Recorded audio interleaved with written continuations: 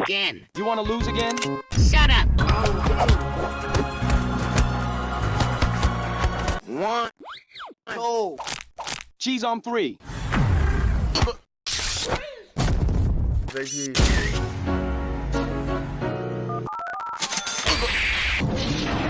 Why are you so toxic? It's called... It's all skill. It's not. You just press buttons.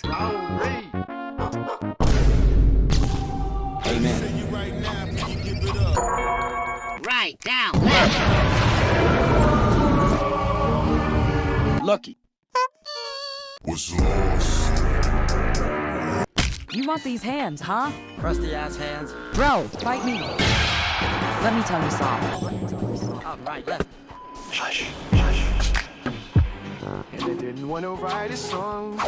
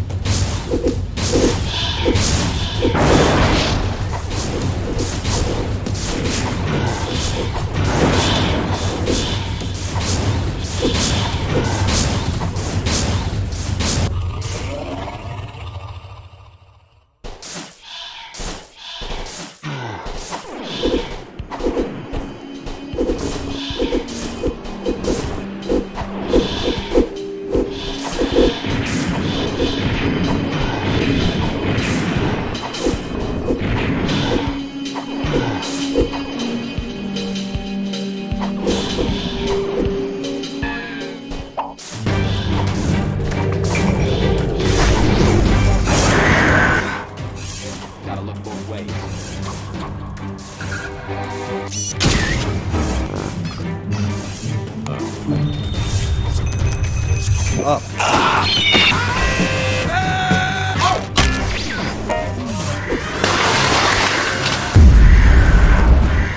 Gotta use my main account because it's been a while.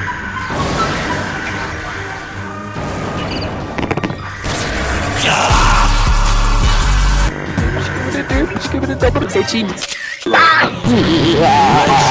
Up, down, up, down. It's DJ Cal. DJ Cal is fat. Yeah,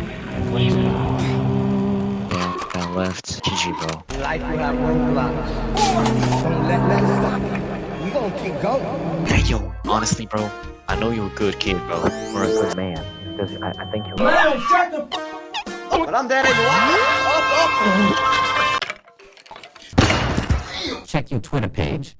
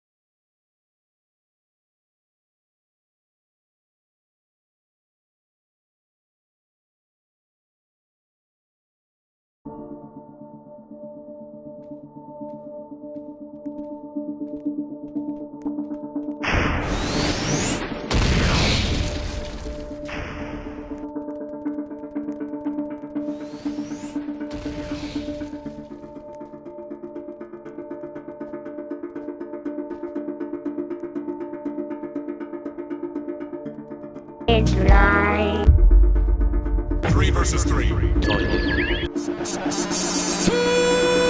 Dang, not my business, I'm just trying to get the neck. Alright, set me up.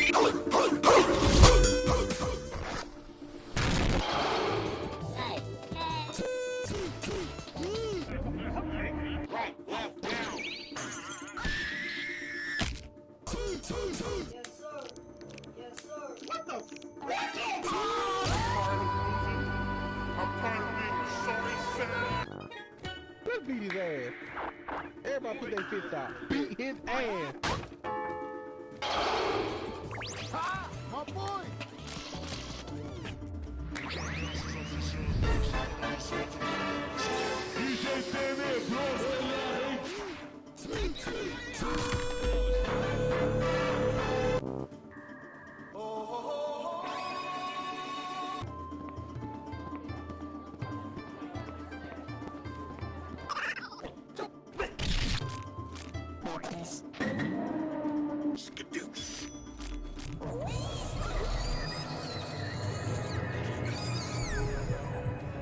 I'm Jerry Cook. Ah!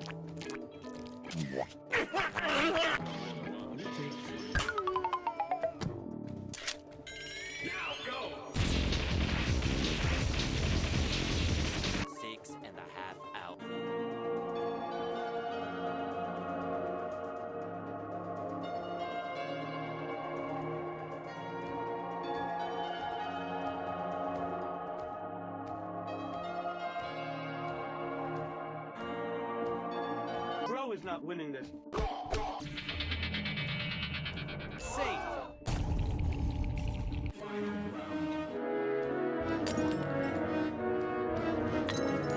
Oh no.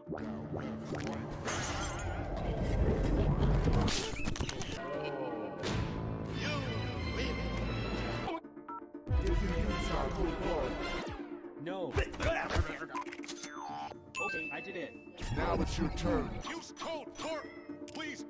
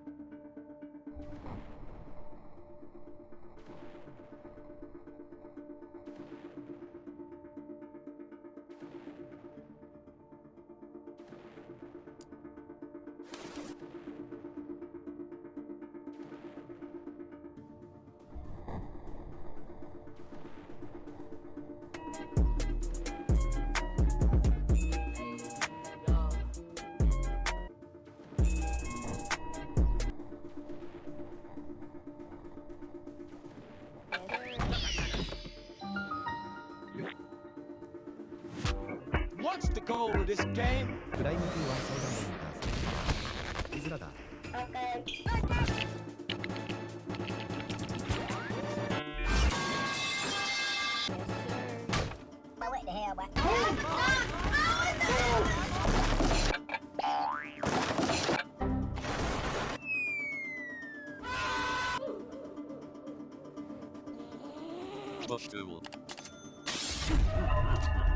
No discutas ni la compliques.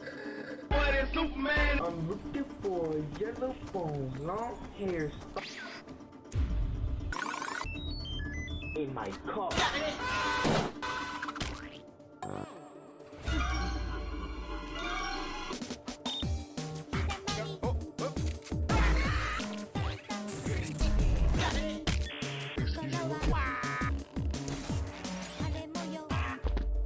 Boy, if you don't get your squiggly dick. What I do? What I do? Did you like and subscribe? Yes. What's my channel then?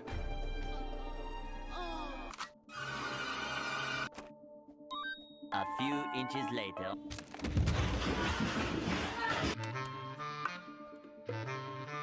Sup, Paul? Se me pica esta piedra. I'm scared.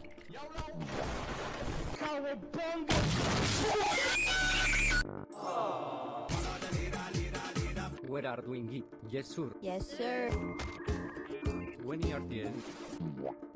I don't think so. But we go there together. To the top.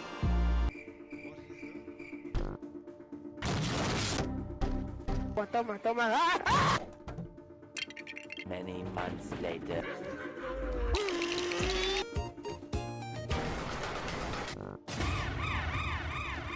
You already know who it is. Nah, show.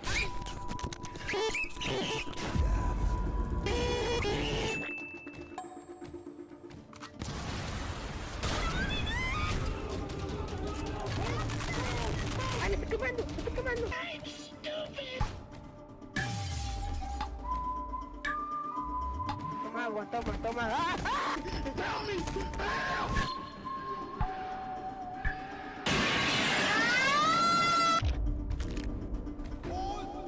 Jingo without me. Go get to the top. You have the skill. I will see you one day. Yo, what's up?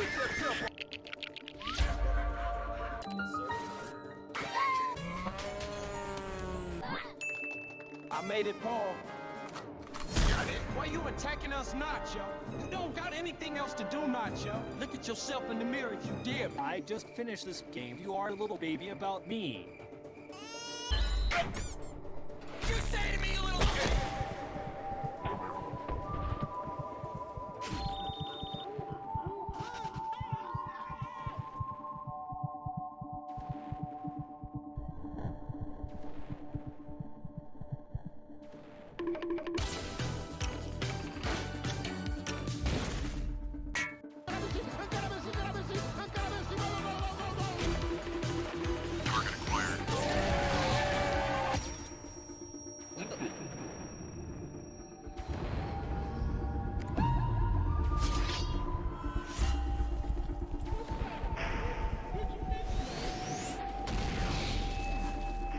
Where's Kevin? Hey, it's your boy.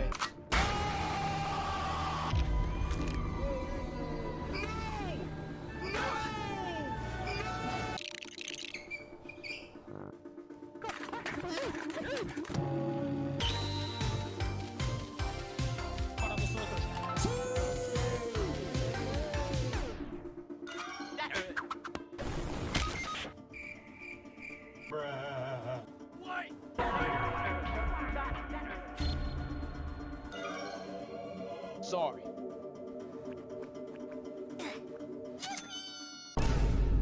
Why you would not, Joe? Nacho is good now.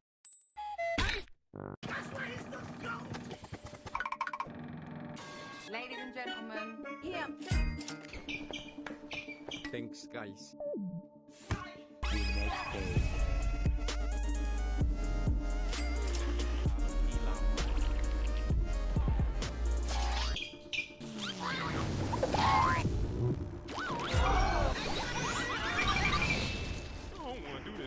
A few inches later.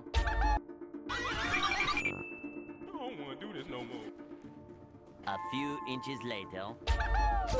Now what's the word, Captain? I think I caught you. Now, 1,000. We must stay focused, brothers. We must.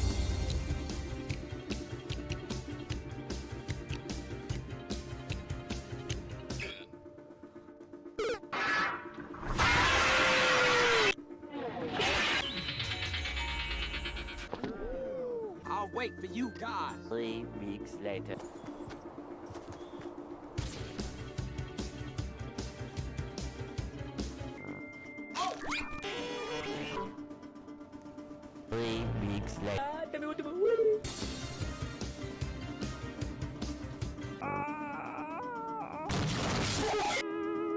I'm here. Ankara Messi.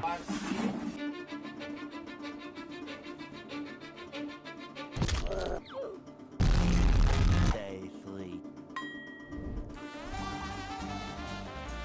Oh no, I hope I don't fall. Dumb ways to die.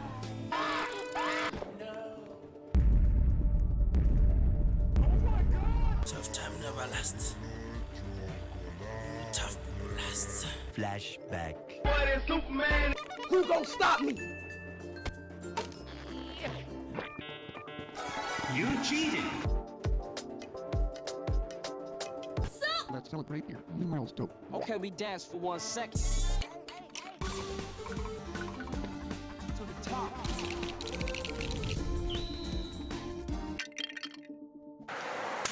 Day 4. I'm just gonna stomp you. You're gonna keep coming back. I'm gonna seal up all my cracks. You're gonna keep coming back over and over and over and over and over and over again. What are you here for? I mean that with 100%. I've never seen somebody so worthless in my life. You're not stopping me! Prove I'm the greatest. I'm gonna prove to you I'm the greatest. We gonna prove to the world I'm the greatest. All of this lash is new. This game has nothing at end. Yeah, but it's not about the destination.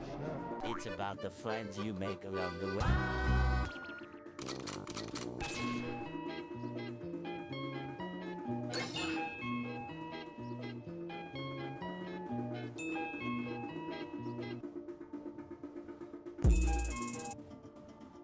This guy's so fucking sad. Thanks a lot, man. Thanks a lot for helping. I'm genuinely appreciative for that. These people are so kind, honestly. Like, I don't think they help me just because I'm a fucking YouTuber or some shit, but they're actually doing the right thing. We're slapping this idiot. Yeah, he's dead. He's dead. Just a soul. Do you want to get yourself a hacker police officer look in-game? Well, Manco.store is a good place to purchase those items. Quick delivery, low commissions, easy to navigate. Check it out if you're interested.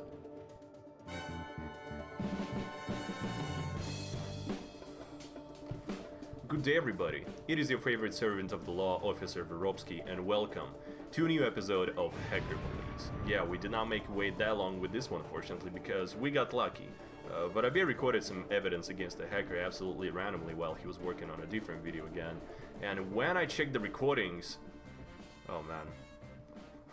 These comebacks never fucking learn. If you're new to the channel, by the way, first of all, glad to see you around and hope you're having a nice day. And we'll try our best to make it even better. Secondly, so, you know, the Hacker Police series are about hackers, obviously, but it is a bit more than that. It is mostly about script kiddos getting fucked. Our goal is not showcasing some random cheaters from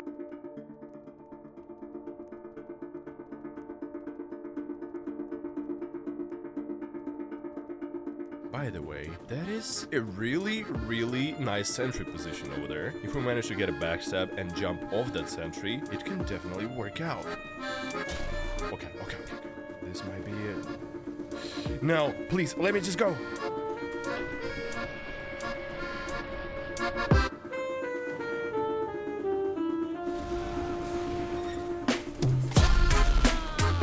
Holy shit!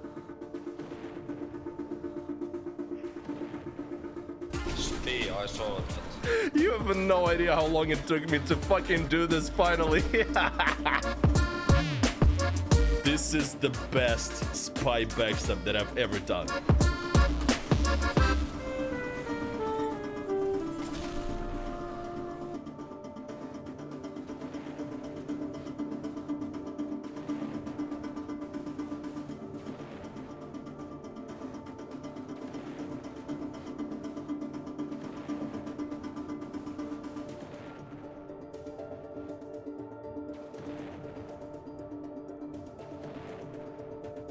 So, I didn't have a pair of scissors, which is why this is, like, so primitive here and, like, caveman-ish, like a Neanderthal ripping it out. I can't trim this shit on the back. Ah! Oh!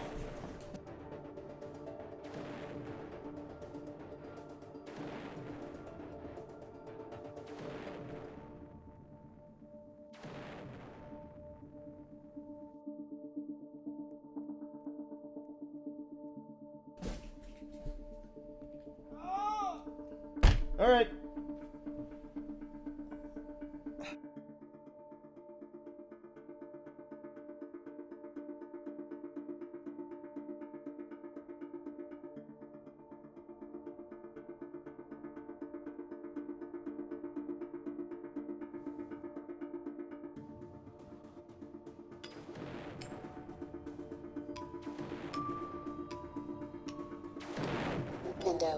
Window. Saturday morning.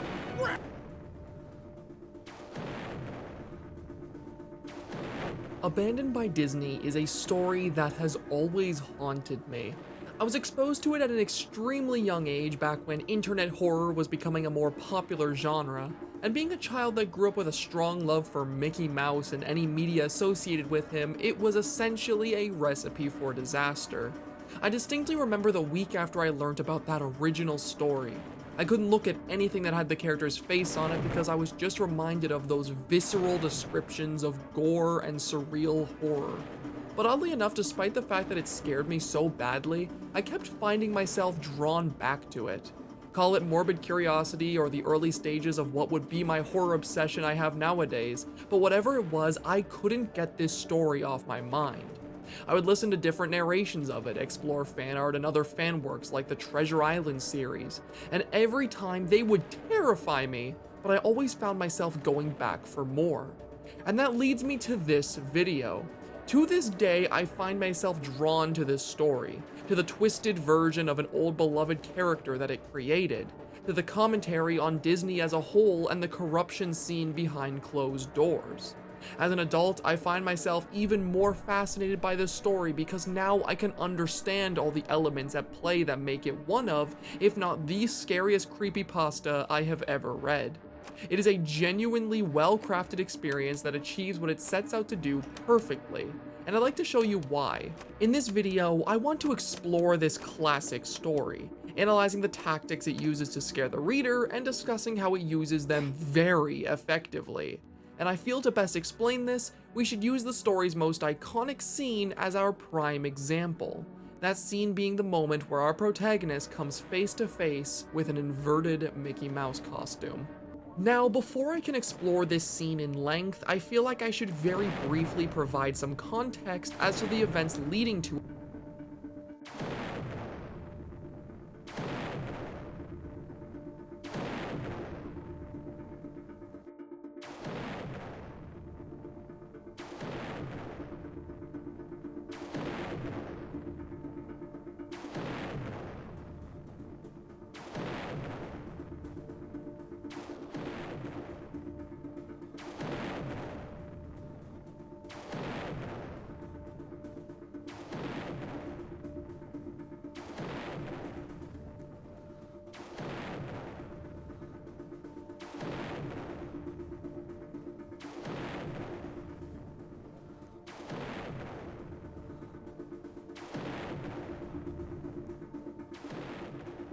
it for those of you who either aren't familiar with the story or simply need a refresher. Abandoned by Disney is a story about our blog writer and protagonist exploring an abandoned Disney resort known as Mowgli's Palace. Not much was known about why the place was abandoned, but the only evidence the writer could scrounge up being the massive controversy surrounding it upon its opening. But that alone didn't seem to make sense. The place still made money for a time like any other Disney resort, but then it just abruptly closed and everyone seemingly forgot about it. As the writer makes his way through the abandoned resort though, bizarre occurrences begin to show themselves which slowly reveal the reasoning behind this abandonment. Meat hooks in a freezer seemingly swinging on their own, whispering voices being heard in empty rooms. And of course, the climax of the story, his eventual encounter with a photo-negative Mickey costume. The scene goes as follows. I reached for the headpiece of a Donald Duck costume and carefully removed it so the thing wouldn't fall apart in my hands.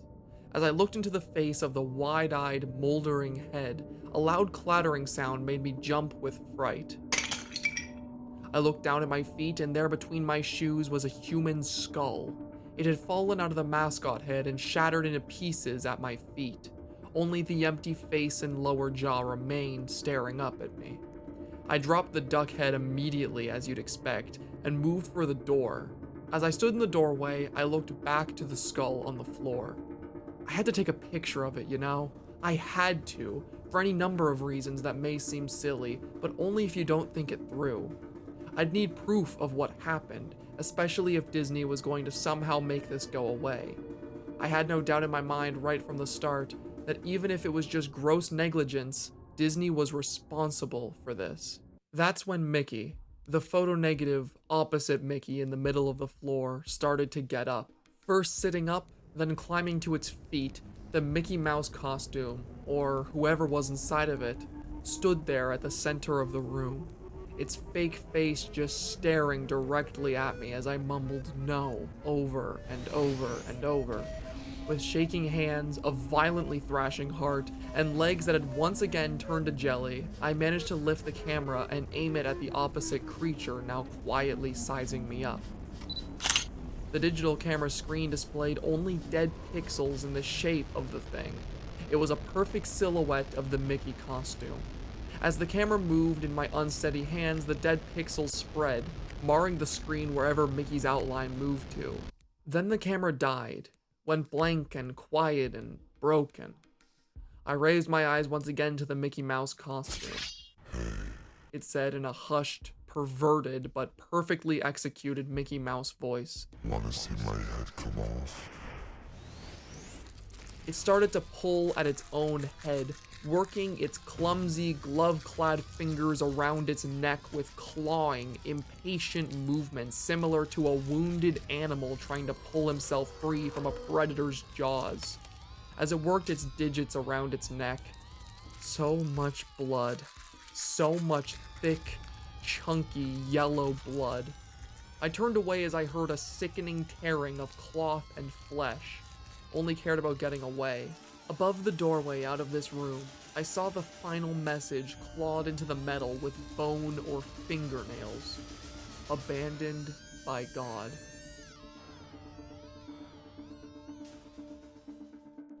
Now I feel like it goes without saying why a much younger version of myself would have been absolutely traumatized by this moment. But why do I find it scary nowadays? Well, there is the obvious answer of the scene's more overt horror, what with the graphic depictions of self-mutilation and the implications of human corpses inside the costumes, but I feel like the real horror of this moment is found in its more subtle details. Take, for example, the description of the Mickey costume itself. I feel like if the scene were done with a regular mascot costume, sure, it would still be effective to a degree, but a large part of the horror would be lost. Making this suit a regular costume would allow the reader to at least partially understand what it is they're looking at. After all, this moment takes place in a room full of suits which are implied to have bodies stored away inside of them. It would be so easy to simply see the living suit as some kind of reanimated corpse given new life. Something which could be scary, yes, but wouldn't be as striking as what we get in the actual story. By making the suit an inverted color palette, it immediately stands out. It doesn't fit in with anything else in the room, it feels alien. Something that could have easily been explained with the prior context the story establishes is now a complete mystery. And that unknown factor is what makes this thing so horrifying before it even does anything. And then there's the iconic moment where it removes its own head. This moment always stood out to me so much because of how the act of self-mutilation this thing commits is described. Rather than pulling off its head like a mascot entertainer would, it's described clawing at its own throat like a wounded man. It struggles to tear any flesh or fabric as a result of its large, clumsy gloves, making this moment seem slow and excruciating. And then there's the blood. When I first read this story years ago, it was the description of the blood which stood out to me the most. Yellow, chunky blood. I feel like upon hearing this description, most people who first read this story assume that it's describing photo-negative blood. I mean, everything about this costume is inverted, so it would only make sense that the blood would be as well. But the thing is, that isn't the case. The color red when put through a negative filter turns blue. You can see just as much when looking at Mickey's pants, which have turned to a bright turquoise color. So what the hell is pouring out of this thing's throat? Because whatever it is, it isn't blood. And to add even further onto that, there's the fact that it's described as being chunky, as if the liquid gushing from this thing's open wound is thick or curdled in some way.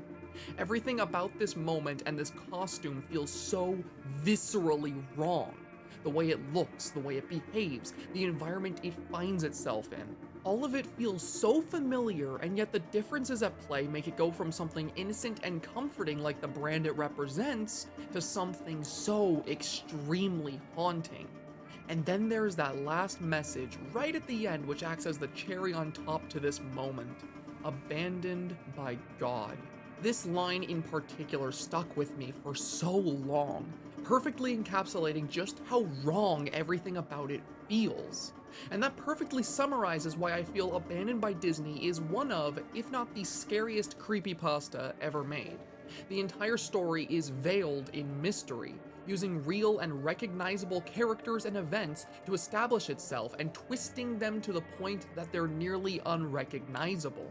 It horrified me as a kid for that, but I also feel like that's why I kept going back to it. That mystery enthralled me. I wanted to understand it. I wanted to know what it all meant, why this costume existed, what it wanted, why its blood was such a vile color and texture. But as hard as I looked, I could never find an answer, leading to this story being an unsolved mystery. Or at least that's what I thought. Now by this point, you're probably confused. It seems like the entire subject of the video has passed, and yet we're only just at the start. And you see, there's a very good reason for this. At first, this video was intended to simply be an analysis of the original Abandoned by Disney story. But as I did my research for it, I found myself slowly becoming invested in the other works created by Slime Beast, the original story's author. There are 3 other stories, all of which are canon to the events and universe of Abandoned by Disney, and these stories add so much new context and horror to that original story that I just wanted to talk about them so badly. And that's exactly what I'm going to do. During this section of the video, I plan on going in depth on the other 3 creepypastas which make up the Abandoned by Disney mythos, going over what they add to the story, what I like about them, and eventually using the information provided by all of them to create my own theory about the identity of photo-negative Mickey. So, I hope you're strapped in, because we're only just getting started.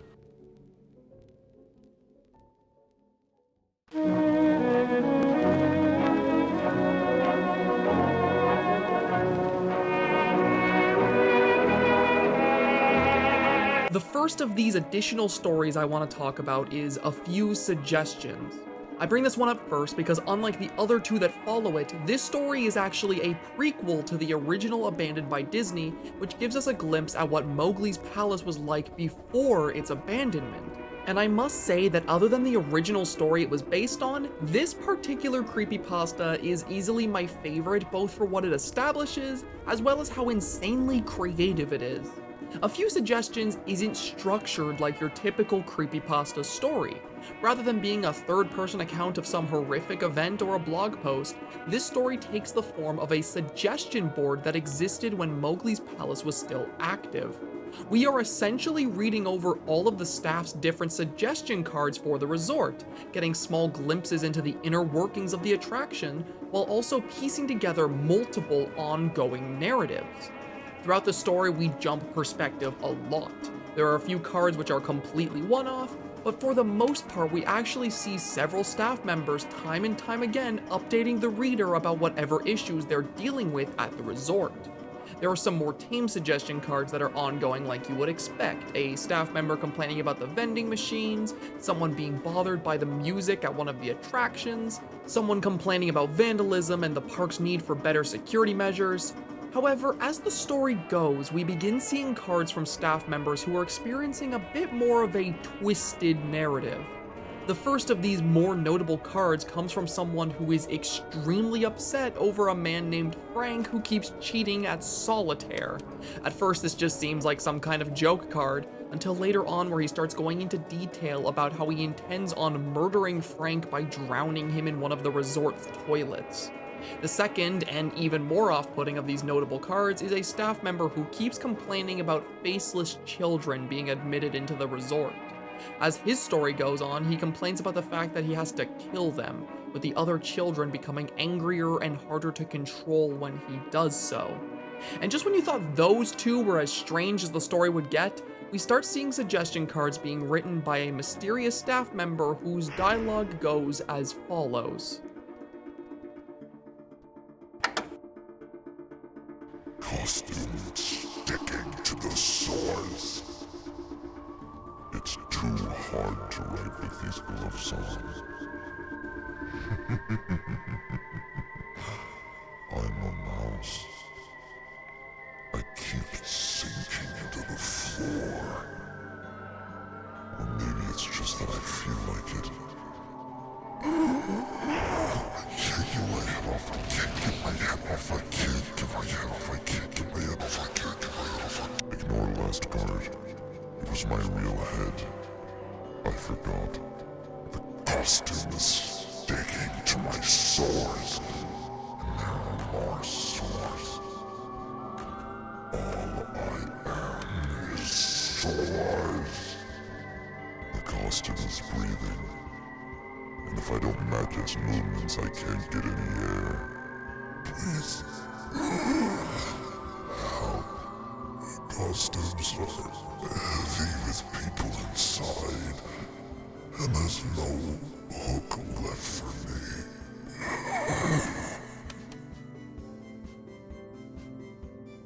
It would seem as though our good friend Photo Negative Mickey got his hands on the suggestion cards, and as well as having extremely disturbing dialogue, he's also begun messing with people at the park.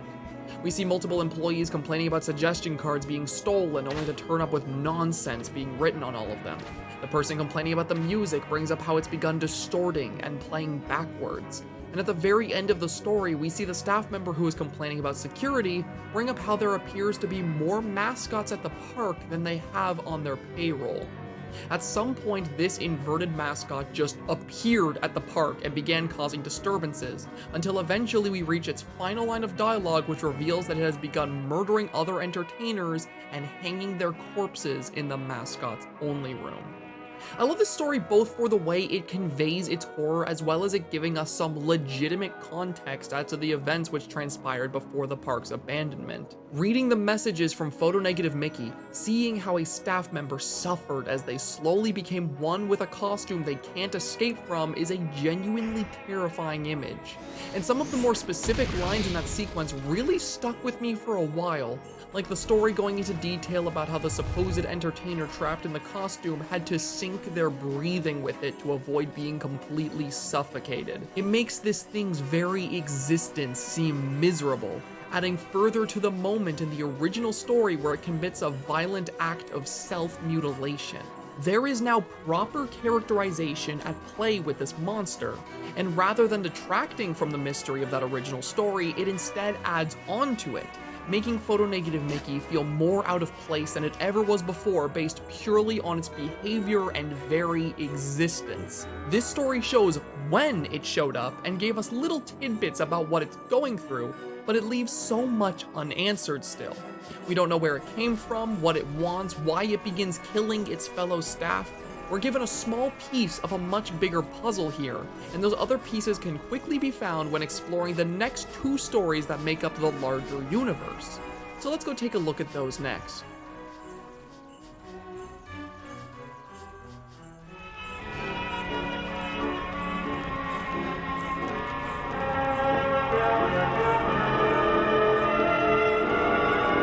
Out of all the sequel stories I have talked about and will talk about in this video, I feel like Room Zero is without a doubt the most well-known and popular one, and I feel like that is for a very good reason. As well as being a good follow-up to the original Abandoned by Disney story, Room Zero is just a very well-crafted creepypasta on its own, stringing together a new and unique narrative which very effectively plays into what we can now see is the series' main overarching theme of corruption within corporations like Disney that are so big they continue to get away with it. Sure, Room Zero has supernatural elements at play, But I feel like what makes this story so disturbing to me is all the stuff that happens independently of that. Stories about horribly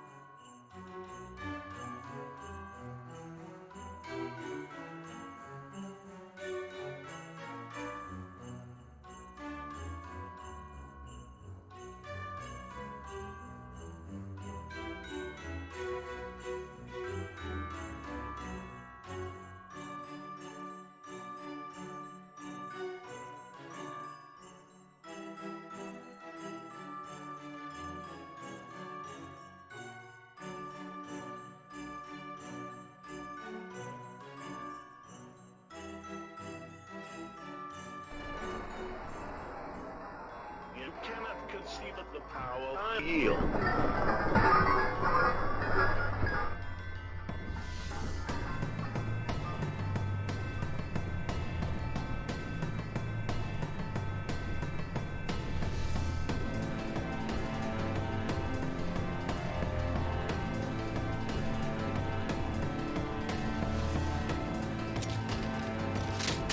My moves are so that they're freezing cold.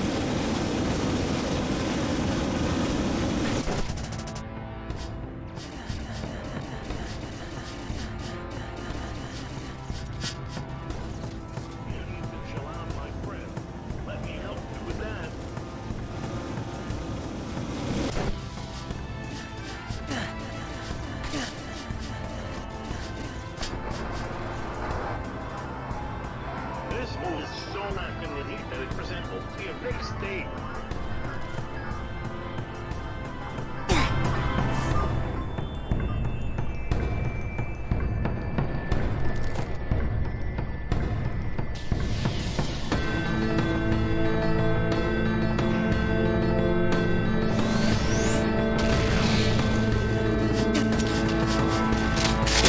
hooves are so they're freezing cold.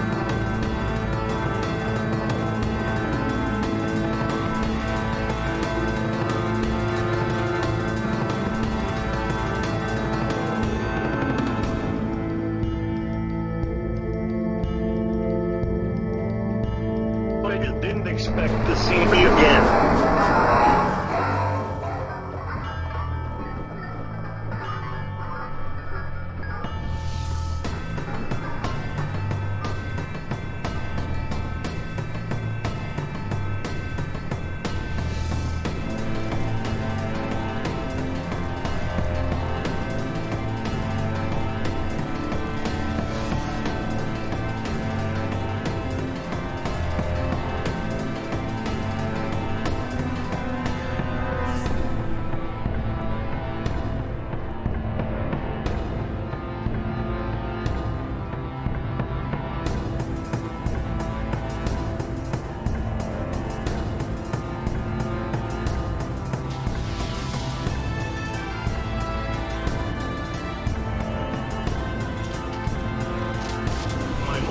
So that they're freezing cold.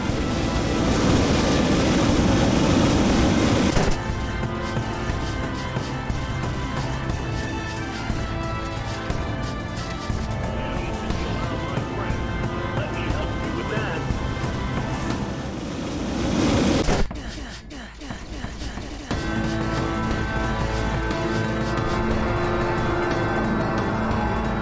This fool is so lacking in heat that it resembles a pretty steak.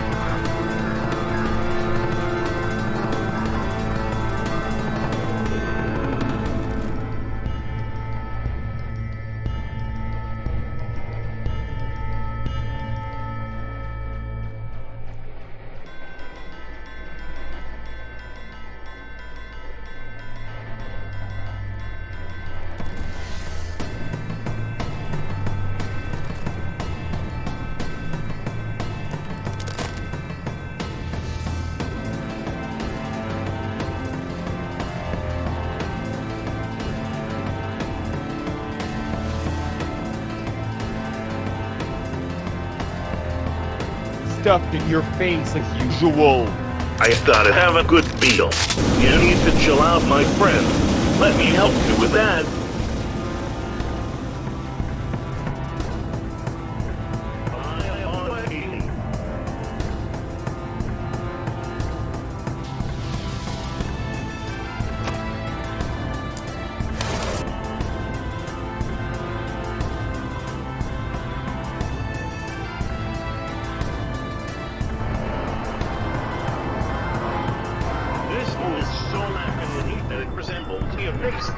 Garfield, you fat cat. You are so big and fat. Why are you so fat? I eat, John. It's what I do. It's time to get Odie off the table. Don't do it, Garfield. That's our pet dog, Odie. You're going into orbit, you stupid muff. Garfield, Garfield. Time for a nap. I'm a cat who loves to snooze. Garfield, lazy cat. I hate iron clocks. I'm damn hungry, I want some lasagna. You're eating us out of house and home. Garfield. Enough with the chit-chat, let's get some grub going. Where are the 3 cheese pizzas? I ate just food. Where are the taco shells? I ate just food. Where did all the hamburger helper go? You're such a bad kitty. That's it. I had it with you. That does it. I'm done. That's the last drop. Chill out, my friend. Let me help you with that.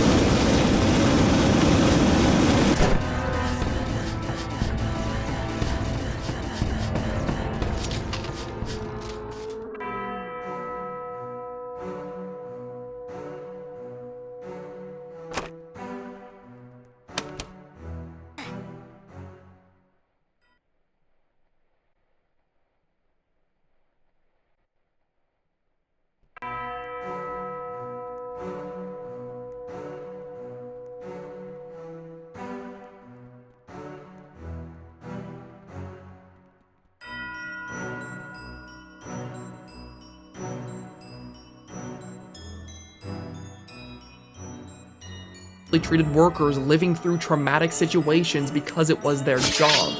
People being stalked for finding out too much about Disney's shady background. Secret locations which have been sealed away like we saw at Mowgli's palace. All of these elements make this story so much more immersive, feeling like they really could have happened alongside all the supernatural horror it also delves into. Actually, looking at the story itself, Room Zero is a direct continuation of Abandoned by Disney, presumably taking place either months or years after the original story was posted. Our blog writer since then has become paranoid, both because of what he witnessed at Mowgli's palace, but also because it appears as though he's being stalked. He notices people off the corner of his eye watching him. He sees suspicious characters asking him oddly specific questions when he leaves his house. And perhaps the most obvious sign that he's being watched happens when he sees a chalk drawing next to his car depicting what he can assume is photo-negative Mickey with writing beneath it reading, "Retract." These signs of him being stalked, as well as his desire to expose Disney's wrongdoings, has led our writer down a rabbit hole, getting in contact with multiple anonymous Disney staff and researchers to try and dig up as much dirt on the company as possible. And that's what takes up the entirety of the story, accounts from several different characters explaining their own morbid experiences working for and/or investigating Disney. Our first new character is a man who simply goes by the name Researcher, who is obsessed with hunting for a group of mysterious Disney guests he refers to as Gascots. These bizarre customers are described as being people who move like wounded animals and are often spotted at Disney resorts wearing Mickey Mouse-themed gas masks with so much condensation around their eyes they wouldn't be able to see. Multiple characters have their own accounts of these strange people being spotted around Disney resorts, with them never seemingly posing a threat. And if you thought they were weird, the Gascots are only the beginning of the bizarre accounts given by the people in this story. Our second new character is one who goes by the name Lifeguard, who describes his own unsettling experiences when working at one of Disney's water parks. He talks about an experience where a child went down one of the slides and seemingly vanished without a trace, only to come out the other end moments later appearing pale and sickly. All the kid could talk about afterwards was his encounter with a group of faceless children, the same faceless children we had described to us in a few suggestions. This phenomena apparently continued afterwards as well, with children coming out of the slide in the wrong order and many children coming out seemingly shocked by whatever it was they saw.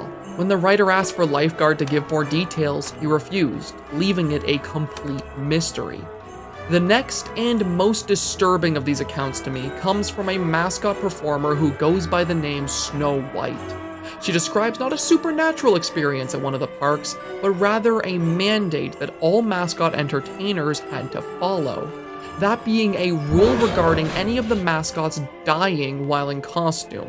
Say for example, someone in costume suddenly suffers a fatal stroke while out taking photos.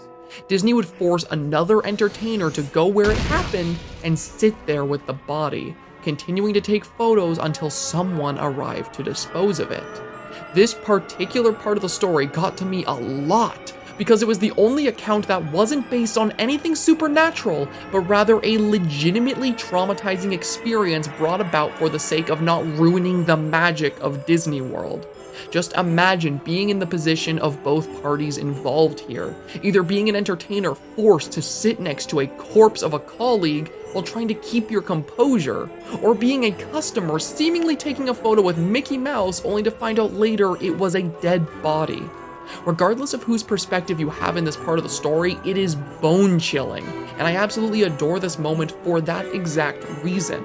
The next and final accounts come from a pair of people called Janitor and Hammer, who give their accounts discussing their work both cleaning for and building multiple locations at several Disney resorts. They bring up places like Club 22, a hidden location built explicitly for the purpose of illegal and adult activities at their parks. They talk about the utility tunnels, which were built under the parks for workers to travel between. And eventually, Hammer discusses a bizarre room he finds, which was sealed over completely in concrete. At first, he isn't told much about it, but upon doing some investigating, he's able to get in contact with an old woman named Ida who tells him what the room originally was. The room was a bomb shelter called Room Zero. It was designed in a time where tensions were high and the risk of domestic attacks were very likely, and Disney didn't want to take any chances. Alongside the room, they provided customers with Mickey Mouse themed gas masks for protection and to stop any children from being afraid in the event of an attack taking place. The room went unused for a long time, until one day an alarm was set off by someone or something. Hundreds of people piled down into Room Zero, wearing their mascot-themed gas masks and waiting for something, anything to happen. At first it was quiet, but then the first signs of mass hysteria set in. One man cried out that someone was pinching him, and soon after the room devolved into chaos. People arguing and fighting one another, all the while cramped in an empty concrete room. And then the lights went out. And with that, the chaos reached its climax, everyone inside the small bomb shelter screaming out in a cacophony of panic and violence, with only a select few Disney staff managing to escape the chaos. And what they found when they finally left Room Zero wasn't a destroyed park or an ongoing attack. Instead, everything was perfectly intact. There was never an attack to begin with. Meanwhile, down in the bomb shelter, the chaos continued, with the panic only seeming to get worse until suddenly, everything stopped. The room fell silent, deafeningly silent. Ida, who was one of the staff that escaped the bomb shelter, went down to see what happened, and upon opening the door, she was met with a dark, empty room. At first, it had seemed like everyone vanished without a trace, but then a voice rang out. A voice which echoed out in such a way where it was impossible to tell whether it came from deep within the room or right in front of her face. The voice, hushed and raspy, simply said, "Shut the door. You're letting out the cold." Now, I don't want to sound like a broken record when I say this, but this moment is one of the most chilling things I've ever read. Not quite to the degree of the original story, but it certainly competes with it. There's just so much going on that there are proper layers to the horror here. The mystery of who or what set off the alarm, the mass hysteria that devolved into chaos only to suddenly stop as everyone disappeared without a trace, the supposed origin of our gascots brought up earlier in the story, and of course, the mysterious voice at the end. There's just so much that happens within the span of this very short section that I feel like it could deserve an entire video on its own. And after this moment ends, we're only left with more questions. Ida explains that they sealed up Room Zero after the fact, acting like the entire thing never happened, much like what happened with Mowgli's palace. And after her part of the story is done, Room Zero comes to an end as it's explained that Ida died shortly after giving her account, with her body being found in her home, which was described as being covered in Mickey Mouse silhouette. A haunting ending to a haunting story. Like I said at the start of this creepypasta, I feel like Room Zero stands out a lot both for its use of supernatural elements we've come to expect, but also because of its more realistic depictions of corruption within Disney. For every bizarre, unexplainable experience someone has, there's something more grounded in reality which accompanies it. Mascot entertainers dying on sight, Club 22, our protagonist literally being stalked. Room Zero, despite it dealing with such an otherworldly event near the end, feels the most grounded in reality, and for that reason, I find it very uniquely scary compared to all the other stories it was made alongside. I also find myself enjoying the story a lot purely for the world building it provides to the universe of Abandoned by Disney. It chooses to stray away from what we know, giving us glimpses at other bizarre entities and events that happened in-universe, showing us that photo-negative Mickey isn't the only active threat in this world. It builds even further upon the mystery that we've been following up to this point, making it all the more satisfying when all our questions are eventually answered. And speaking of that, I think it's finally time that we discuss the last and easily most important entry in the entire Abandoned by Disney series, Corruptus. So let's do that next.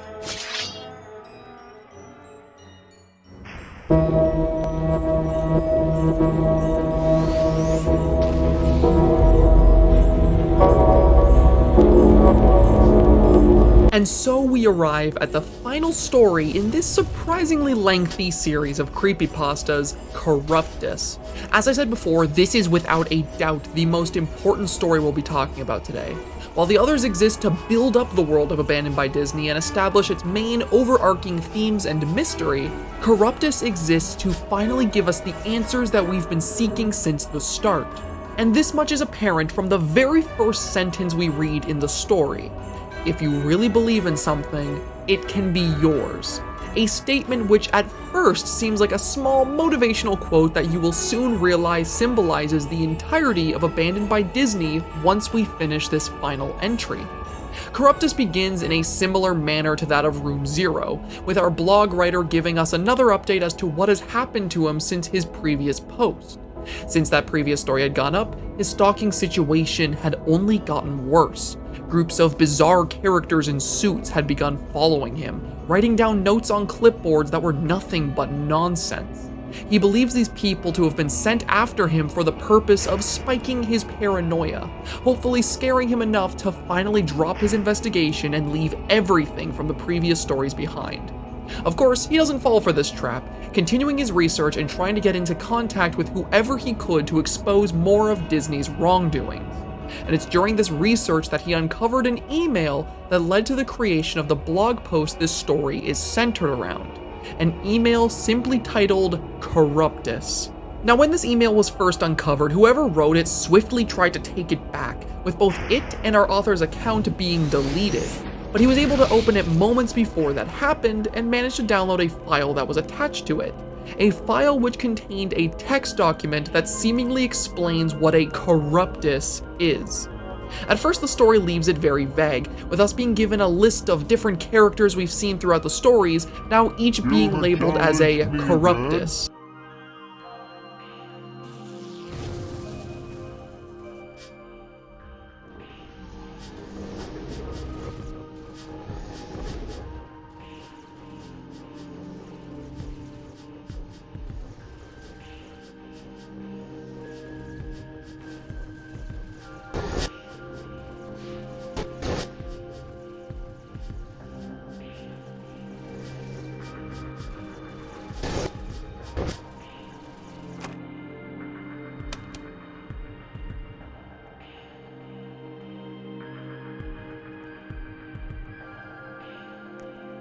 We hear mention of the Gascots from Room Zero, the faceless children mentioned in multiple stories, several Corruptus we've never heard of, and of course, our one and only photo-negative Mickey. After thoroughly going through the list of known Corruptus and their current statuses, our writer finally puts two and two together and is able to figure out just what has been going on in all of the stories leading up to this point. A Corruptus is a manifestation of a group of people's collective belief in something. Beings born from the minds of humans, complete with all their flaws and all their blemishes. Disney had become so big, so iconic, that their brand and characters became known to millions across the world. And this iconography gave way to these Corruptus being born. Manifestations of a large population's belief in these characters. But because of the flaws seen within these characters and ideas to the people who believe in them, the Corruptus came out flawed. They represent these ideas, but they're twisted versions of them, and that's what makes Disney afraid of them. The author even goes as far as saying that Disney was aware of these beings and even wanted to create them to bring life to their characters, with lines like, "Clap your hands and believe hard enough, and Tinkerbell will live. When you wish upon a star, anything your heart desires," being used to show their true intention. But as Disney tried creating these entities, more and more failures began appearing. These failures were dubbed as Corruptus, and anytime one appeared, it was either terminated or the location it appeared at was abandoned. The story ends with our writer stating that he now understands why Disney has been trying so desperately to silence his research. They're afraid of the knowledge of Corruptus spreading, of people knowing what they've done and what these things are capable of.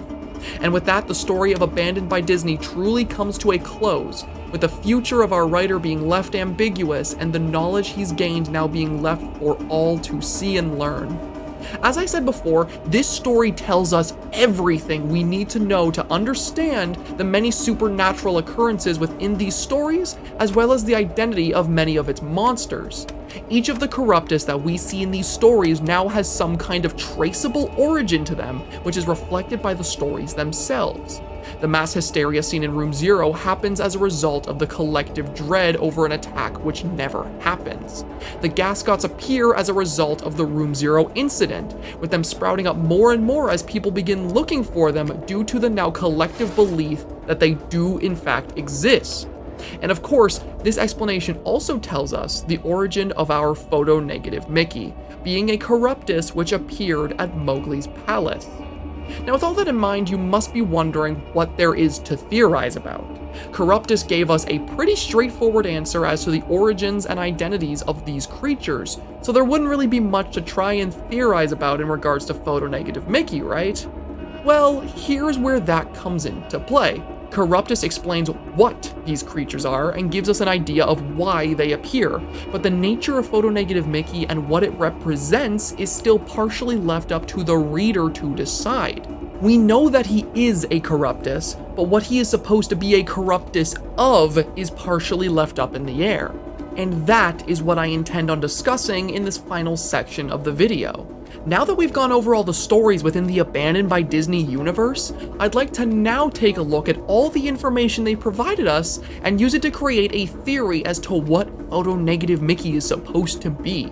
We'll work our way through the stories backwards as I feel we get more definitive information in all the later entries in the series, and we'll see how each of these creepypastas provides evidence to support what I believe is really going on here.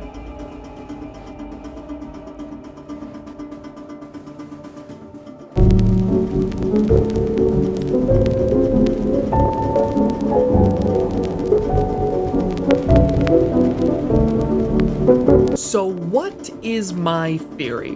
What do I believe to be the identity of photo-negative Mickey? Well, it is my personal belief that this bizarre entity is meant to be a physical manifestation of what I'll be calling the dark side of Disney. Every little flaw, every blemish, every sign of corruption and trauma brought about by Disney is manifested in the Abandoned by Disney universe as an inverted Mickey Mouse costume. Now allow me to explain.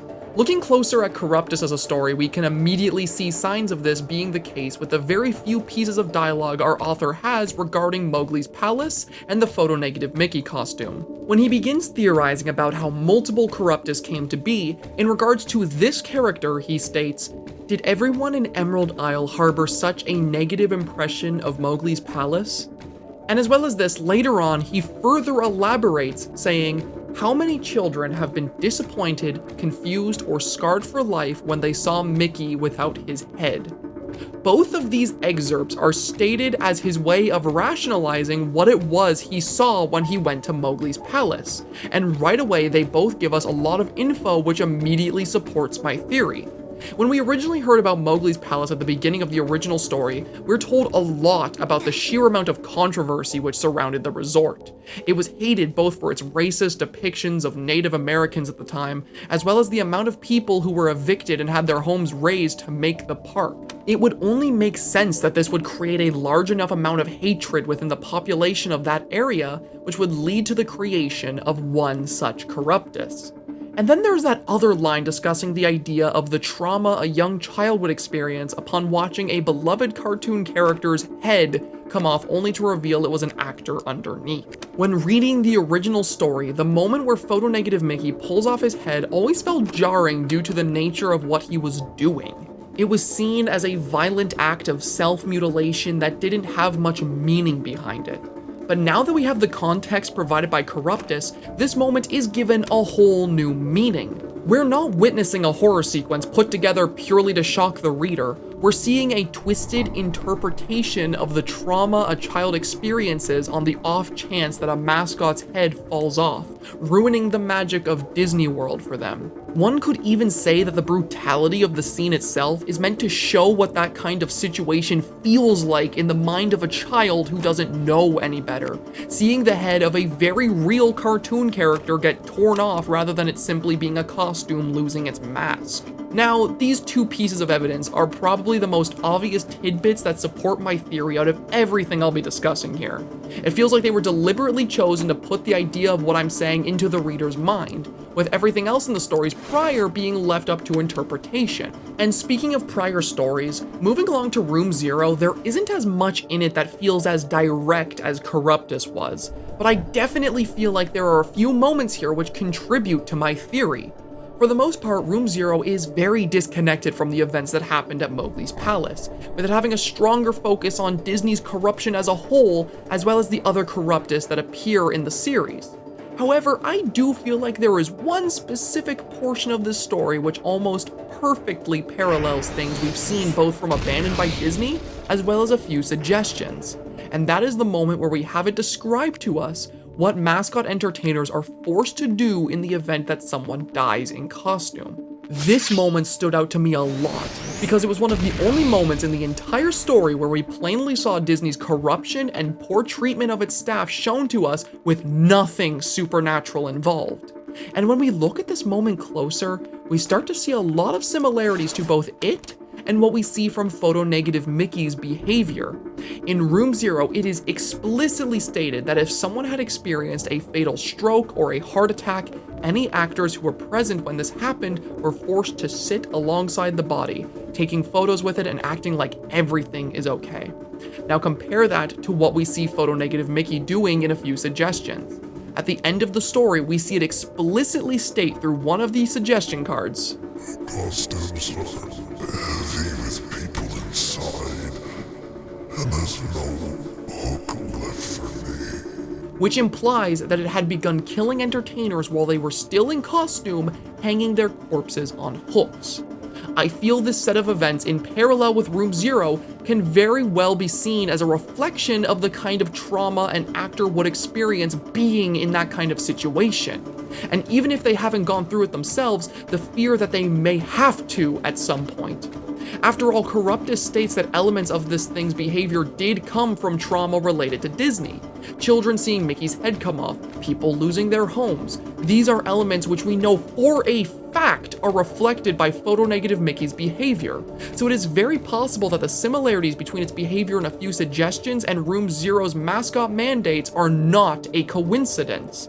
Hell, if you wanted to explore these similarities even further, we can also look at the fact that when photo-negative Mickey is first encountered by our author in the original story, it is described as, quote, lying on its back in the center of the floor like a murder victim. The fur on the costume was rotting and shedding, creating bare patches.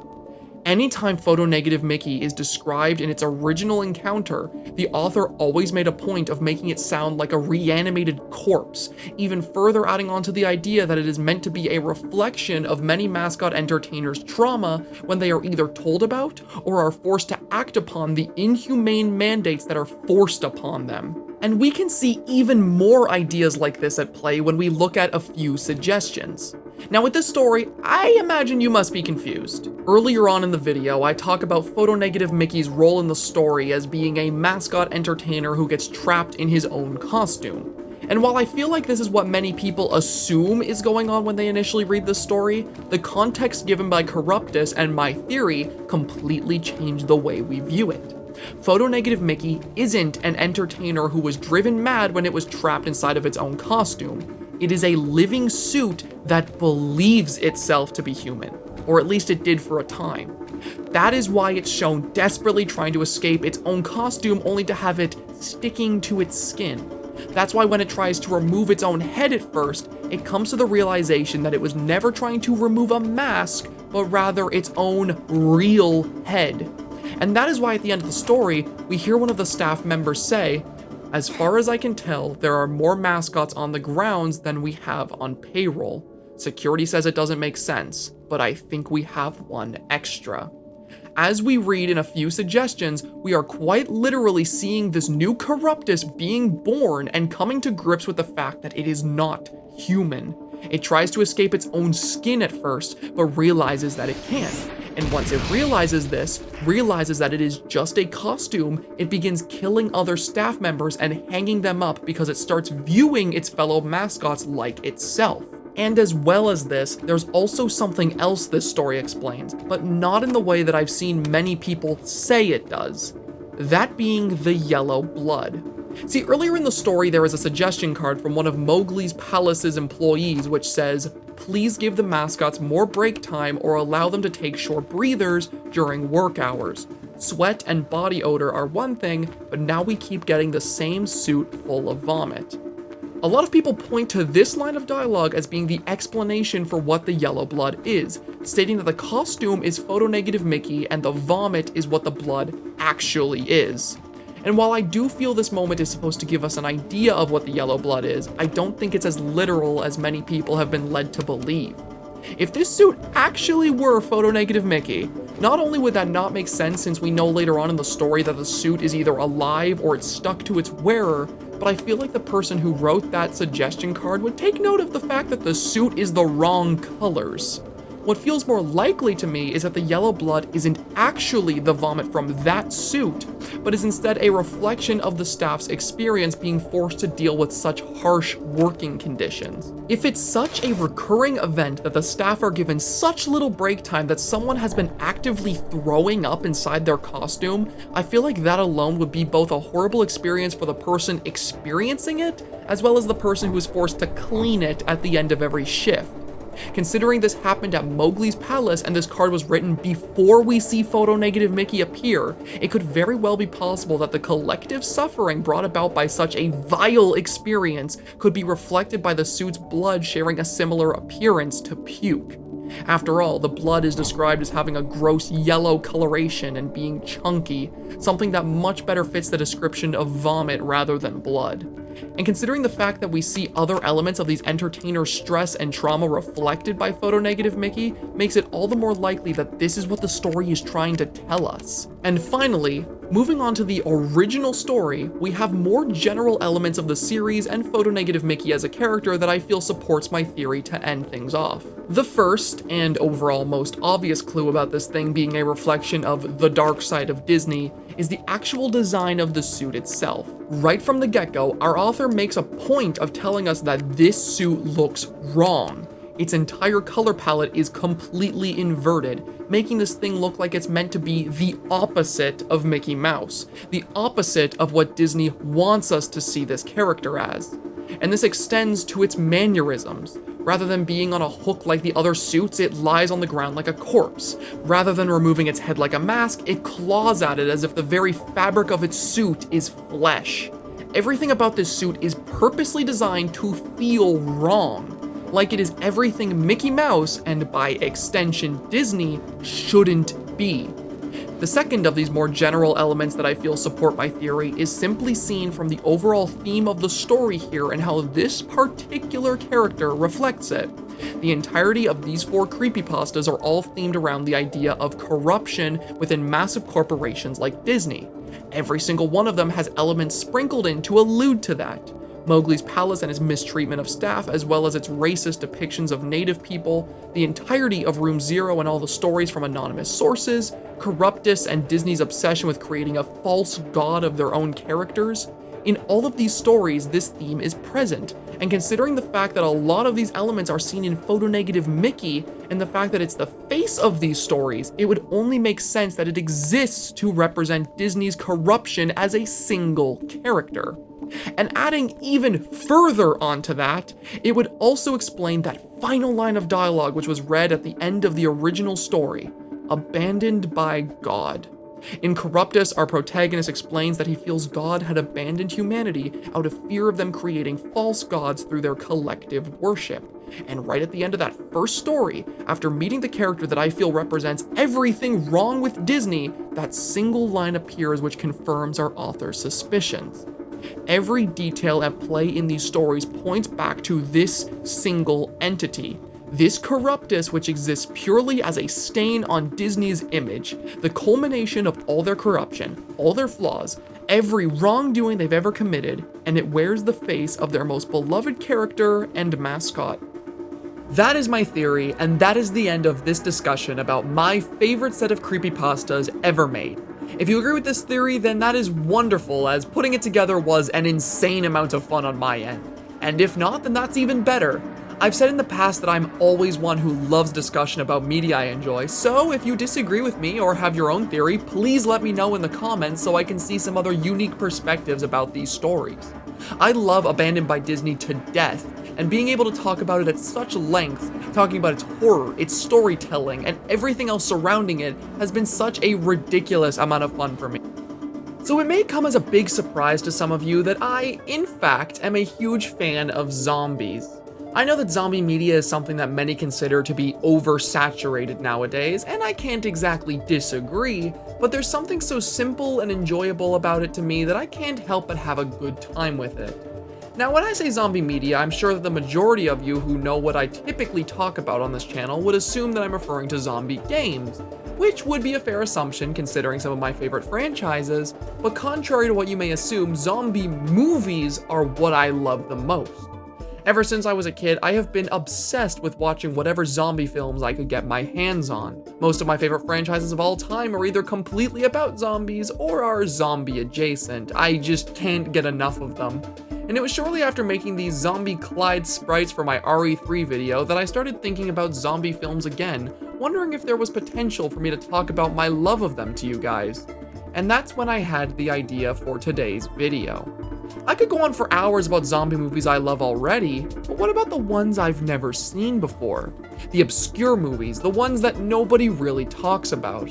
I was itching to experience some new zombie movies already, and the prospect of finding some new, ridiculous films that I could talk about for the sake of a video sounded way too fun for me to pass up.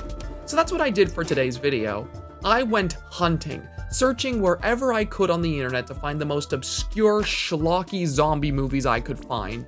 And once I found them, I watched them alongside my poor, unfortunate friends who were kind enough to sit through the majority of them with me. And after watching all of them, I feel like words cannot describe the ridiculous nature of what we all witnessed.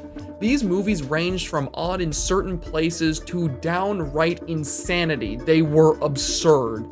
Some of these movies I could barely even grasp what was going on, making for one of the most enjoyable yet confusing watch parties I have ever been a part of. In this video, we're going to go over all of them, discussing these films in order of least to most absurd, talking about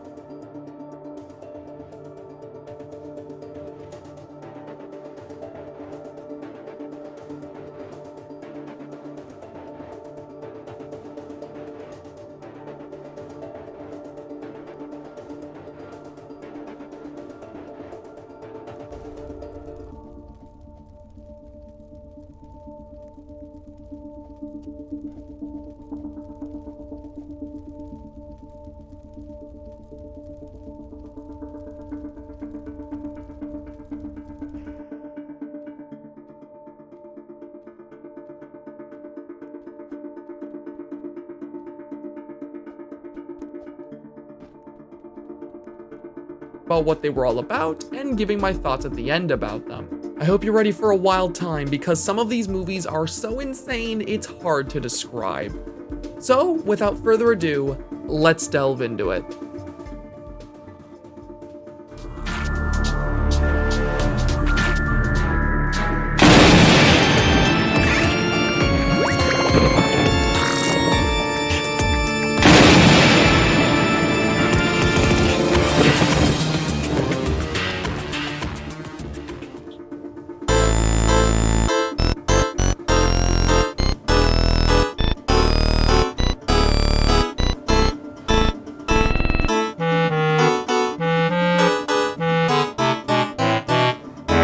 Out of all the films we watched on this marathon, Flesh Eater was without a doubt the most generic and formulaic one, which actually caught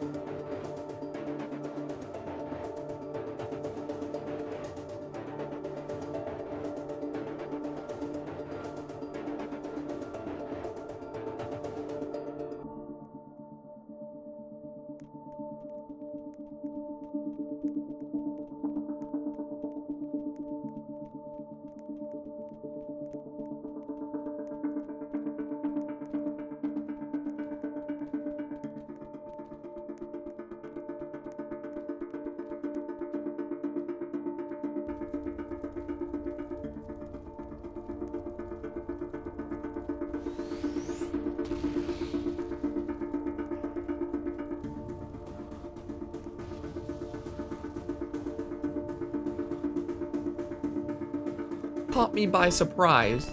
The reason I even wanted to watch this one was because of the interesting behind the scenes the movie had, which made it seem like it was going to offer a lot more than it actually did. The film was written, directed, produced by, and even starred Bill Hinsman, who you may recognize as being the cemetery zombie in Night of the Living Dead. Pair this with the fact that the film was literally named after one of the working titles for that same movie, and you have something which I expected to be a love letter to that film's legacy and zombie movies in general.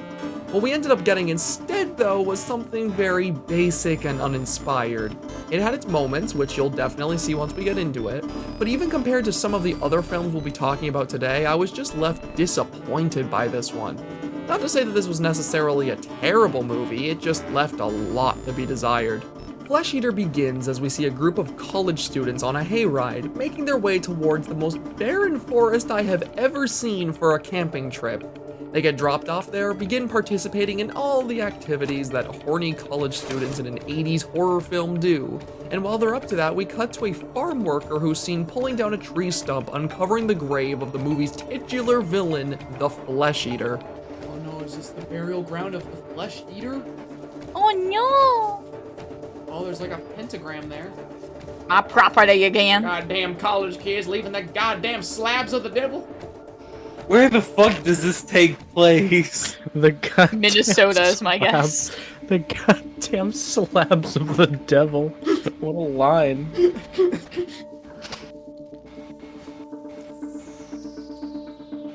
Wow, that lock had like no resistance.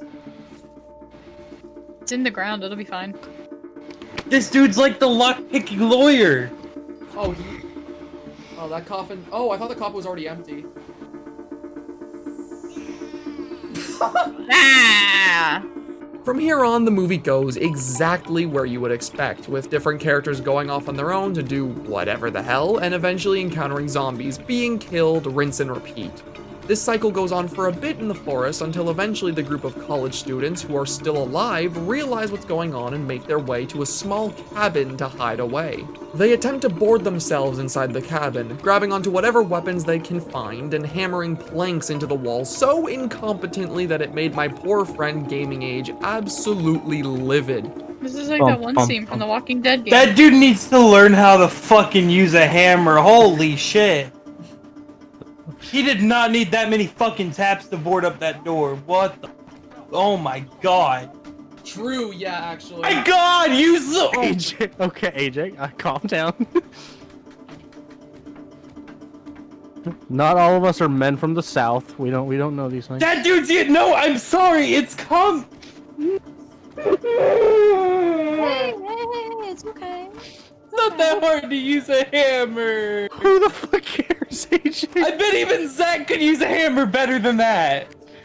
Thank you. What do you mean? You're welcome, Zach. I have a lot of faith in your competence.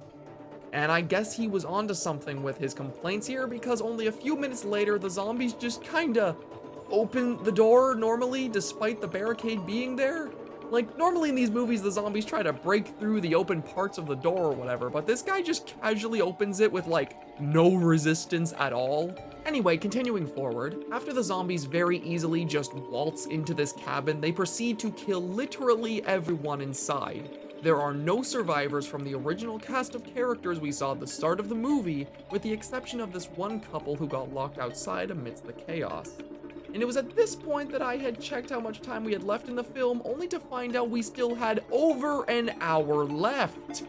Now you may be wondering how the writer of this film intended to dedicate over an hour of screen time to these last two characters. And the answer is quite simple. He didn't. Because after this scene, the movie ends up following a formula that it goes by for the rest of its runtime. It will randomly introduce a brand new set of characters in some random part of town. These characters will get a ton of screen time setting up who they are, and then these last two survivors from the original roster of characters will arrive on scene and all the new characters are eaten by zombies. Sometimes that last part doesn't even happen and we cut straight to the zombies eating these people. Like, for example, there's this one scene which sets up this wholesome family making some treats for Halloween when suddenly there's a knock on the door. The young girl in the scene decides to go check it out because she assumes it's trick-or-treaters, and suddenly when she opens the door, she's just eaten by the flesh eater himself, which, like, honestly caught me off guard because it's quite rare that you even see children depicted getting killed in these types of movies. But then what follows is even more absurd because one by one, each member of the family goes to the door to see what happened, and they're just systematically killed off by the zombie who's just chilling there waiting for new victims. Damn, my god, Flesh Eater is an optimal killer. True. This man will eat somebody, drop their corpse outside, eat the next person who comes out, and look, there's a third one. And just when you thought that scene couldn't get any crazier, it ends with the father coming home to his complete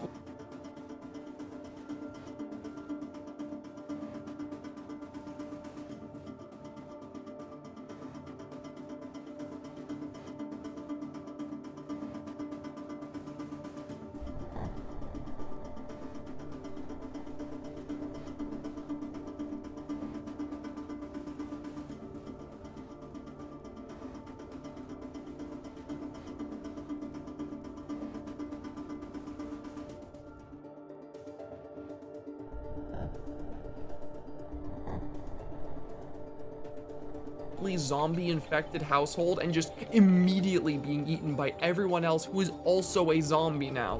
This entire sequence serves no purpose at all and has no consequences to the story. It just happens alongside everything else and we just roll with it. It's only after this that the story properly continues, with our two survivors stumbling into a party being hosted by the worst acted drunk person I have seen in my entire life.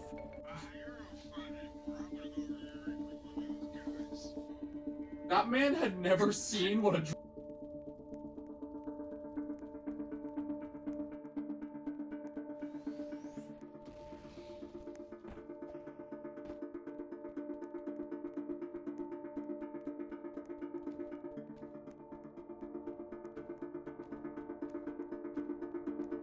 drunk person acts like in his entire life. I know. This definitely drunk guy in his vampire costume tries to kick the two out for not having costumes, and then you'll never guess what happens next. They hear the stories about the many zombies attacking the people of their small town, and rather than being left in disbelief, they actually all come together and work as a team to fend off the many hordes of undead trying to kill them. Nah, I'm just kidding. The zombies just stroll up and eat everybody at the party while the two main characters just find some small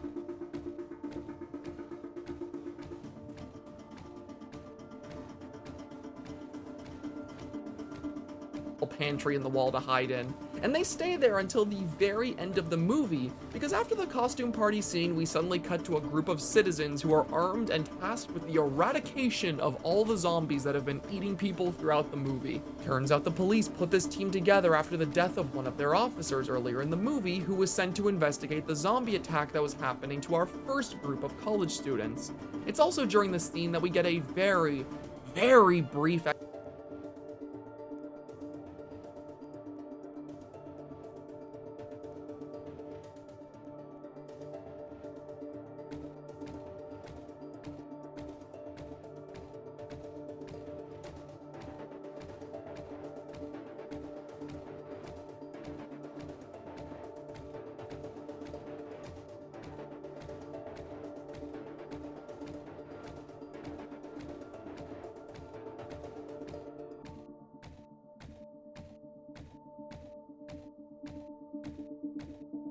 explanation about where the original zombie came from, with that one explanation being occult rituals and sacrifices that were happening in the forest. Doesn't really make too much sense with how these zombies are depicted to work in the movie, but I suppose it's better than having no explanation at all.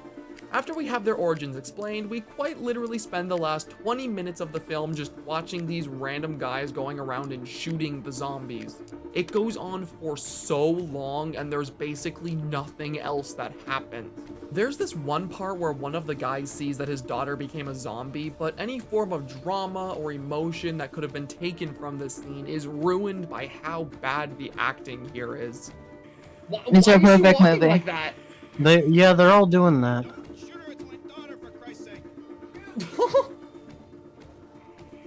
Don't shoot her, it's my daughter.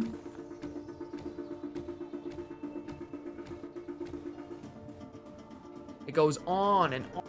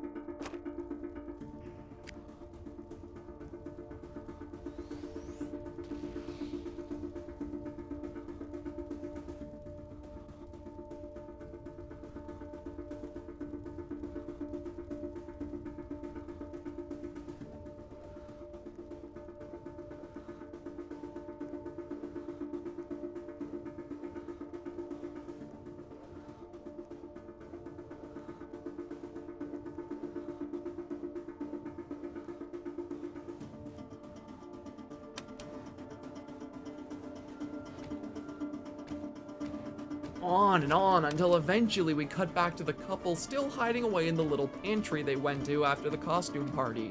They start talking in there about their future and how much they love each other and how they plan to settle down and start a family after all this is over. And by this point, you just know something bad is about to happen. No horror movie has a scene like this that doesn't end with something terrible happening. It's basically a death sentence for the characters involved. And wouldn't you know it, the second they decide to step outside their hiding spot after they hear the gunfire stop, they're immediately shot by a sniper who assumed they were zombies, and the movie just ends after that. This ending, in an attempt to catch the viewer off guard and be unpredictable, ended up being the exact opposite, with all of us who saw it expecting what was going to happen, to the point that my friend the baddest literally ended up joking about it mere seconds before the scene actually happened. I still think they're gonna be shot by the rednecks, and because they're gonna be like, "Oh my God, zombies!" That'd be so fucking funny. That'd be so funny. Oh my God. I'm a genius. Please. Oh.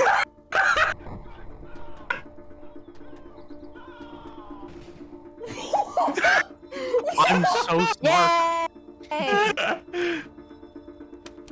My brain is so big, guys. Are you serious?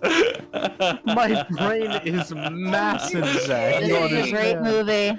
Zach, you don't understand. The power of my brain is not a force to be reckoned with.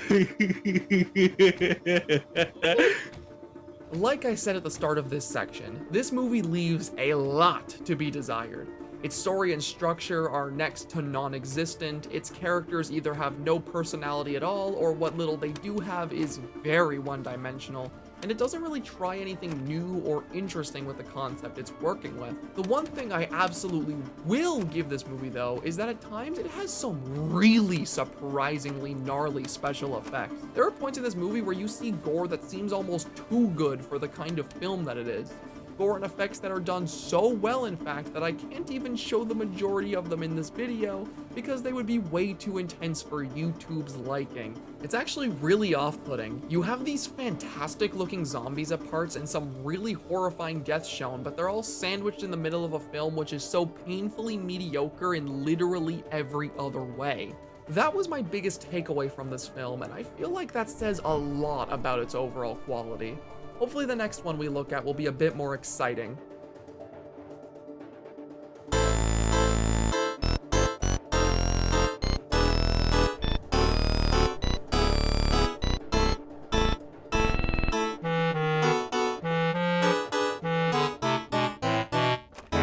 So we're only on the second film, and I'm just letting y'all know now that this next movie jumps the shark hard compared to what we were just talking about. Nightmare City is insane. Not quite to the degree of the films we'll be discussing later on, but oh my God, nothing could prepare me for the shit that this film pulls. This film was originally released in Italy in the year 1980 and was produced by director Umberto Lenzi under the title of that. The title was that. I'm not even gonna try to pronounce it because I just know I'm gonna butcher it badly. It was later released for audiences in the US under the title City of the Walking Dead, a title which didn't last that long as it would then be re-released later under the title of Nightmare City, a rough translation of the film's Italian title. Strange production and behind the scenes aside, I was interested in this movie because of the over-the-top premise it had, advertising itself as being an anti-nuclear film about a bunch of irradiated zombies running around the countryside stabbing and shooting people. It sounded like the kind of insane premise that I often enjoyed watching from older exploitation films made around the same time. And actually sitting down and getting into the film, my assumptions were immediately proven correct within the first 10 minutes. The opening of this film shows you everything you need to see to get an idea of what you're about to get into. It opens with our main character, a news journalist who's supposed to be meeting with a scientist at an airport to discuss a recent nuclear accident that took place close by.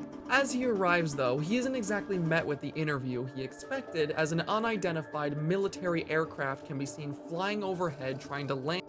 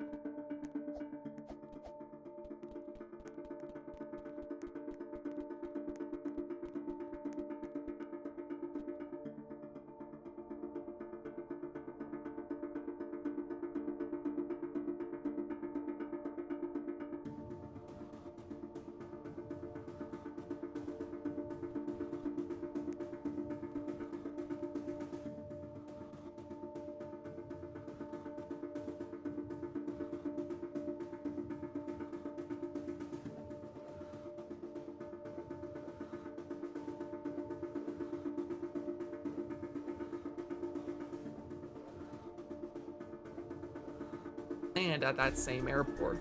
It touches down, a bunch of armed soldiers surround it, and suddenly just a bunch of zombies start piling out of it and start stabbing everyone. They just go 1 to 1,000 with this shit, I am not kidding. It's just 3 straight minutes of uninterrupted carnage. It caught me so off guard. And I'm just warning you now, this one scene right here pretty well summarizes this entire movie in a nutshell, because this exact scenario plays out so many times. We'll just cut randomly to a group of people minding their own business when suddenly, bam, here comes a whole legion of zombies with knives and sickles and guns and whatever the hell else, who just start stabbing and murdering everyone who you see on screen. Random scene of a bunch of people and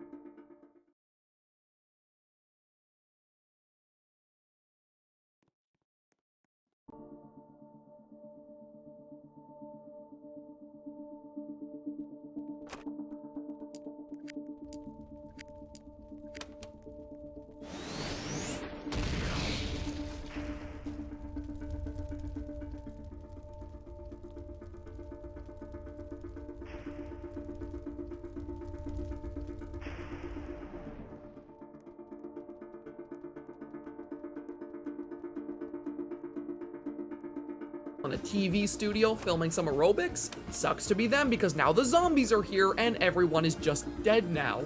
Oh hey, here's a bunch of soldiers just standing guard at the city's power supply. I sure hope a whole ass army of zombies doesn't just appear out of some tiny car and start killing everybody. Oh no, those zombies took out the power to the city, trapping a bunch of civilians in an elevator. Hopefully they can find a way out. Oh hey, look, there's hope. Someone's actually helping them using the manual controls for the lift. It would really suck if that person was actually a zombie who was sending all those people down to his fellow zombies so we could see more people get stabbed and murdered. Okay, so I think I got the point across, but I cannot stress enough that this is essentially what the entire movie boils down to. It happened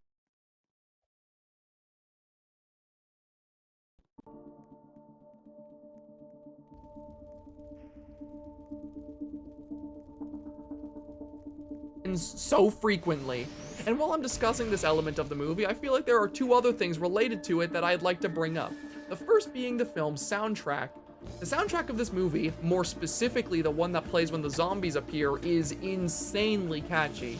It's so surprisingly upbeat compared to everything else in the movie, and I feel like it perfectly captures the pure chaos that most of its scenes consist of. I ended up enjoying this track so much that I found myself listening to it a lot while working on this video. The same praise cannot be given, however, to the way these zombies look. Out of all the films we're going to be talking about here, and just out of every zombie movie I've seen, this film may have the ugliest designs I have ever seen. Rather than looking rotted or mangled like your traditional zombie would, the ones in this film look more like they have layers of mud piled up on their faces and bodies, which led to me giving them a very fitting name when I saw them over the course of our watch party. Oh, hi. It's the poop man. Oh god, the poop men are here. The poop man? No, there's a whole squad. They got the whole poop squad. The whole poop squad. Actually, moving on from this opening and the many scenes like it, this film has simultaneously one of the most simple yet confusing stories of all time. Allow me to explain. On one hand, you have a very easy to understand simple narrative about radioactive zombies attacking this countryside, with a journalist and his wife caught up in the middle of it just trying to survive. There are some decent scenes where we have the origins of these zombies explained to us, with them being the result of the nuclear accident which was mentioned at the start of the film. And there are plenty of tense moments where we question if our 2 main characters will ever make it out alive. And then on the other hand, we have some of the most bizarre and confusing plot points that just appear in the middle of this film and make absolutely no sense to me. Like, there are several scenes dedicated to this side plot about one of the military generals and his wife who makes a bunch of sculptures. Sure, the general himself is a pretty important character, but every now and then it cuts back to his wife who is having these bizarre supernatural experiences. Like, every now and then when this one sculpture she's making seemingly starts to foreshadow events that have yet to happen in the movie for no reason at all. The only explanation we get to this is the general at one point just offhandedly mentioning how uncomfortable the statue makes him. Other than that, there's nothing, and the side plot goes actually nowhere. It ends with the general just shooting his wife after she becomes a zombie, and we move forward from it like it's nothing. And if you thought that was weird, just wait until you find out how this thing ends. You see, during the watch party when we were going through this film, I had realized that we were 10 minutes from its conclusion, and I had no idea what was going to happen. It continued going through its regular motions, with hordes of zombies showing up and attacking our two protagonists in a seemingly hopeless situation. It didn't feel like we were at any climax and there was no solution to their current problem. So I found myself beginning to ask just how they intended to wrap this story up with what little time they had left. And I will just say right now that nothing could have ever prepared me for how this film ends. I want you right now to think to yourself how you believe this movie would end. This movie, which is meant to be a commentary about nuclear radiation and the dangers it presents. This movie about surviving an ensuing fallout against a horde of zombies which slaughter everyone in sight. How do you think a film like that would end? Have an idea? Great, now let's talk about why you're probably wrong. As I said before, this film near its end pulls a lot of the same stuff we've been seeing from it since the start. Our two main characters are caught up being chased by a horde of zombies, and they're forced to flee to a now abandoned amusement park. It's here we see them fight for their lives as they eventually make their way onto the tracks of a roller coaster, attempting to signal for help to a nearby helicopter. The pilot of the helicopter spots them, the general from before throws them down a rope, and the day is seemingly saved. This is the kind of ending I was expecting. One where the protagonists are rescued and flown away to safety. Thing is though, this is not where the movie ends. Instead, we see the wife of our main character struggle to hold onto the rope until she eventually falls to her death in the most Looney Tunes fashion I have ever seen. She dies by just fucking falling. That'll be the funniest ending. That would be really fucking funny. Survives all this, but she fucking falls. Oh my god. Let's fucking go! And then just when you think that's crazy enough, we then cut to our main character waking up to find out that the entirety of the movie was nothing but a dream. Yeah, you heard that right. This movie pulled a dream ending. Or at least it tries to convince you that it did, because after waking up from his dream, the main character tells his wife that he has a meeting to get to. A meeting with a scientist. A meeting at an airport where they would discuss a recent nuclear accident that took place close by. Does that sound familiar to you? Well, it should, because that's literally how the movie started. And yeah, this goes exactly where you'd expect from here. He arrives, an unidentified military aircraft lands there, and the movie ends with the events that it started with happening all over again. This movie just pulled the infinite loop ending for literally no reason. I could not tell you a single plot point in this entire film that either warranted this or foreshadowed it. It just happened out of completely nowhere and left me legitimately speechless. The door open, oh, imagine, watch, you're gonna be right, Spidey. The door's gonna open and it's gonna cut to credits right away.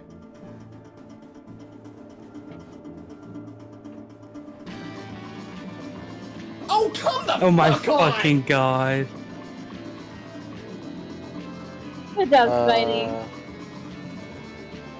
Oh, you were so right. On! That was truly the movie of all time.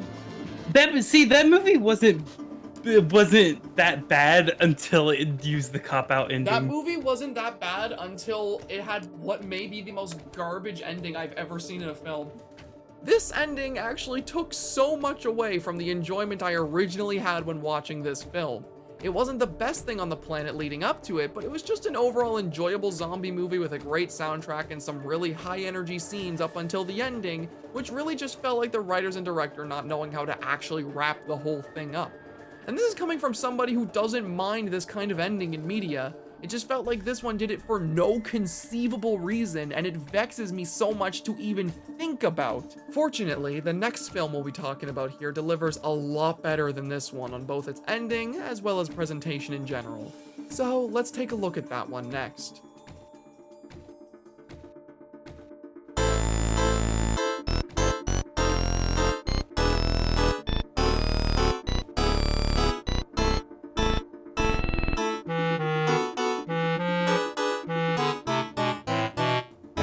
Night of the Comet is, without a doubt, the most successful and well-known film we'll be talking about in this whole video. And that's not surprising to me in the slightest because it was easily the best one we watched.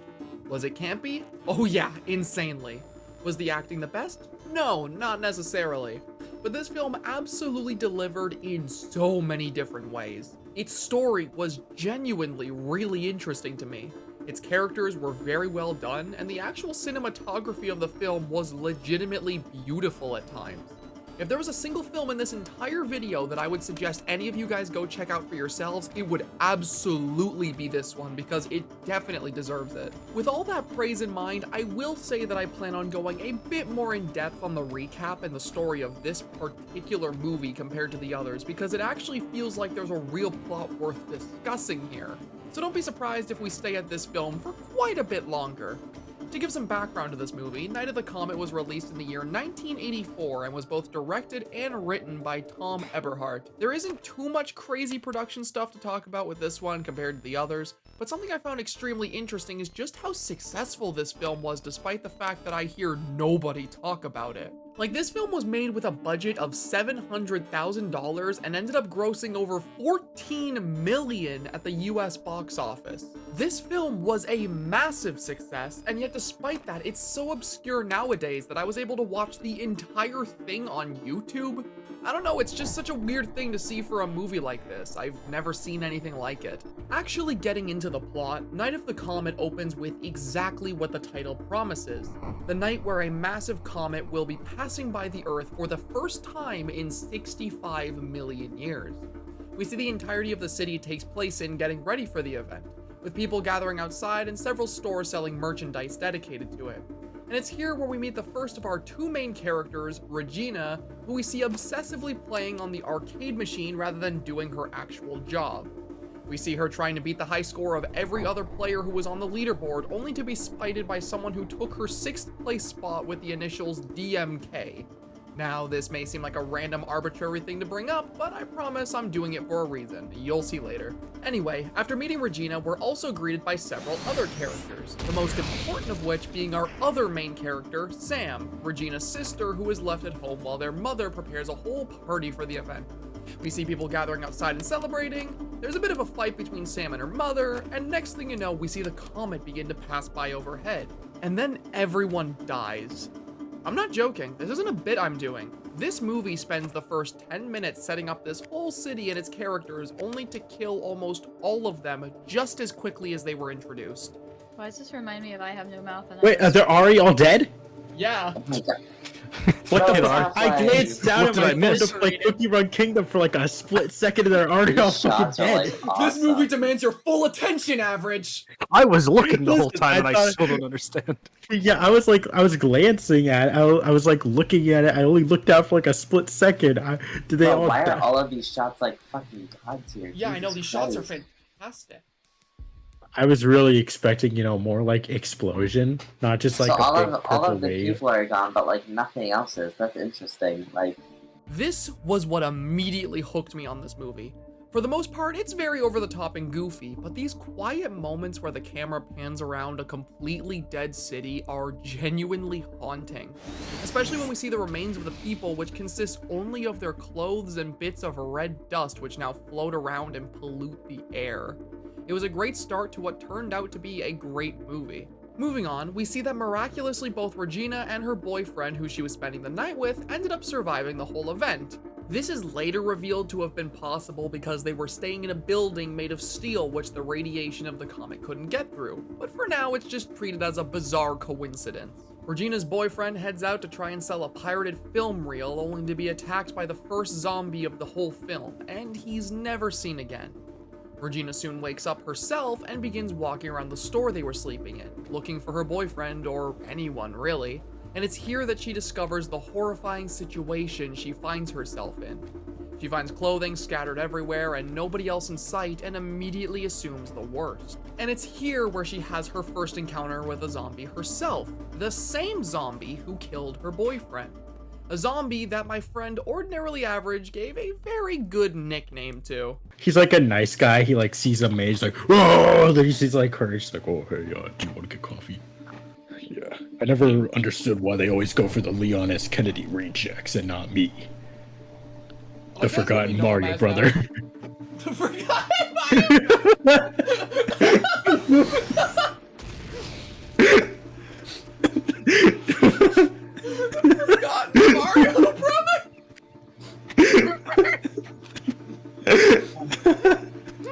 And it's here that I'd like to talk about how the zombies in this film actually work, because I find it very interesting compared to what we've already seen. See, the zombies in this film aren't a result of reanimation or some kind of infection. Instead, they're what happened to the few people who survived the initial passing of the comet. The comet polluted the air of the entire planet, killing most people instantly, but like I said before, some people managed to survive because they were inside a building that had some kind of steel or metal walls. These people, the ones who leave the safety of wherever they're hiding, then get exposed to the polluted air and start to rot away slowly. It drives them mad, decays their skin, and turns them into the zombies we see through the movie. This explanation of how the zombies work in this film is so cool to me. It basically puts a massive looming threat over our main characters, with us wanting to see them figure their way out of what seems like a hopeless situation. And it makes the zombies themselves very interesting because rather than being completely mindless monsters, there's still small semblances of humanity left in them. Regina ends up fighting off this initial zombie and rides away on her motorcycle, making her way through the city and trying to get home to her sister.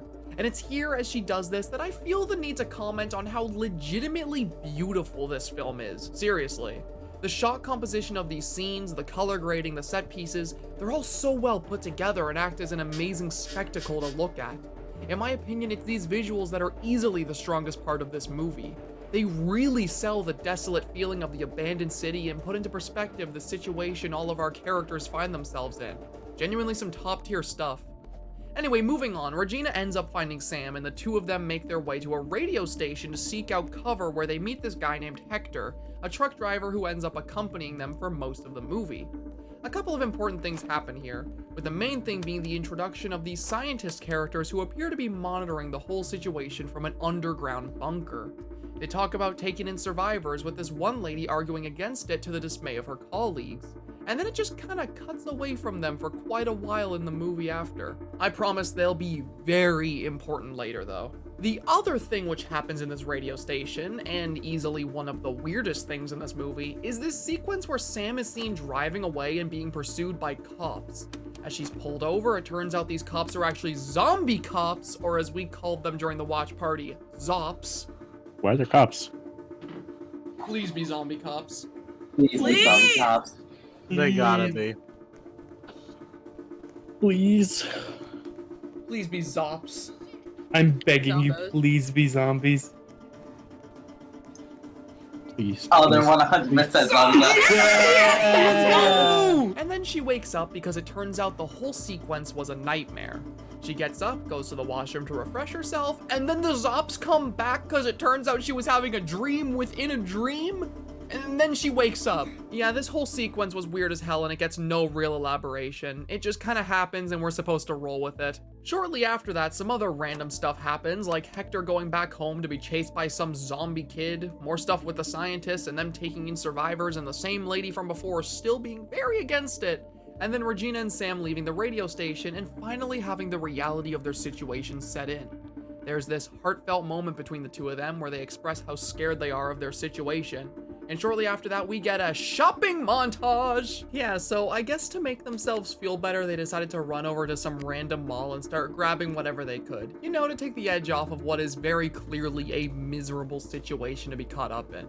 The montage itself is decently fun, with them running around to some upbeat music and trying on clothes and whatnot. But it's here that the movie hits its peak, because it's in these scenes where we get introduced to the greatest character in all of cinema. Ladies and gentlemen, allow me to introduce you to Willie. Willie is this goofy fella who randomly shows up and starts watching both Regina and Sam on the security cameras.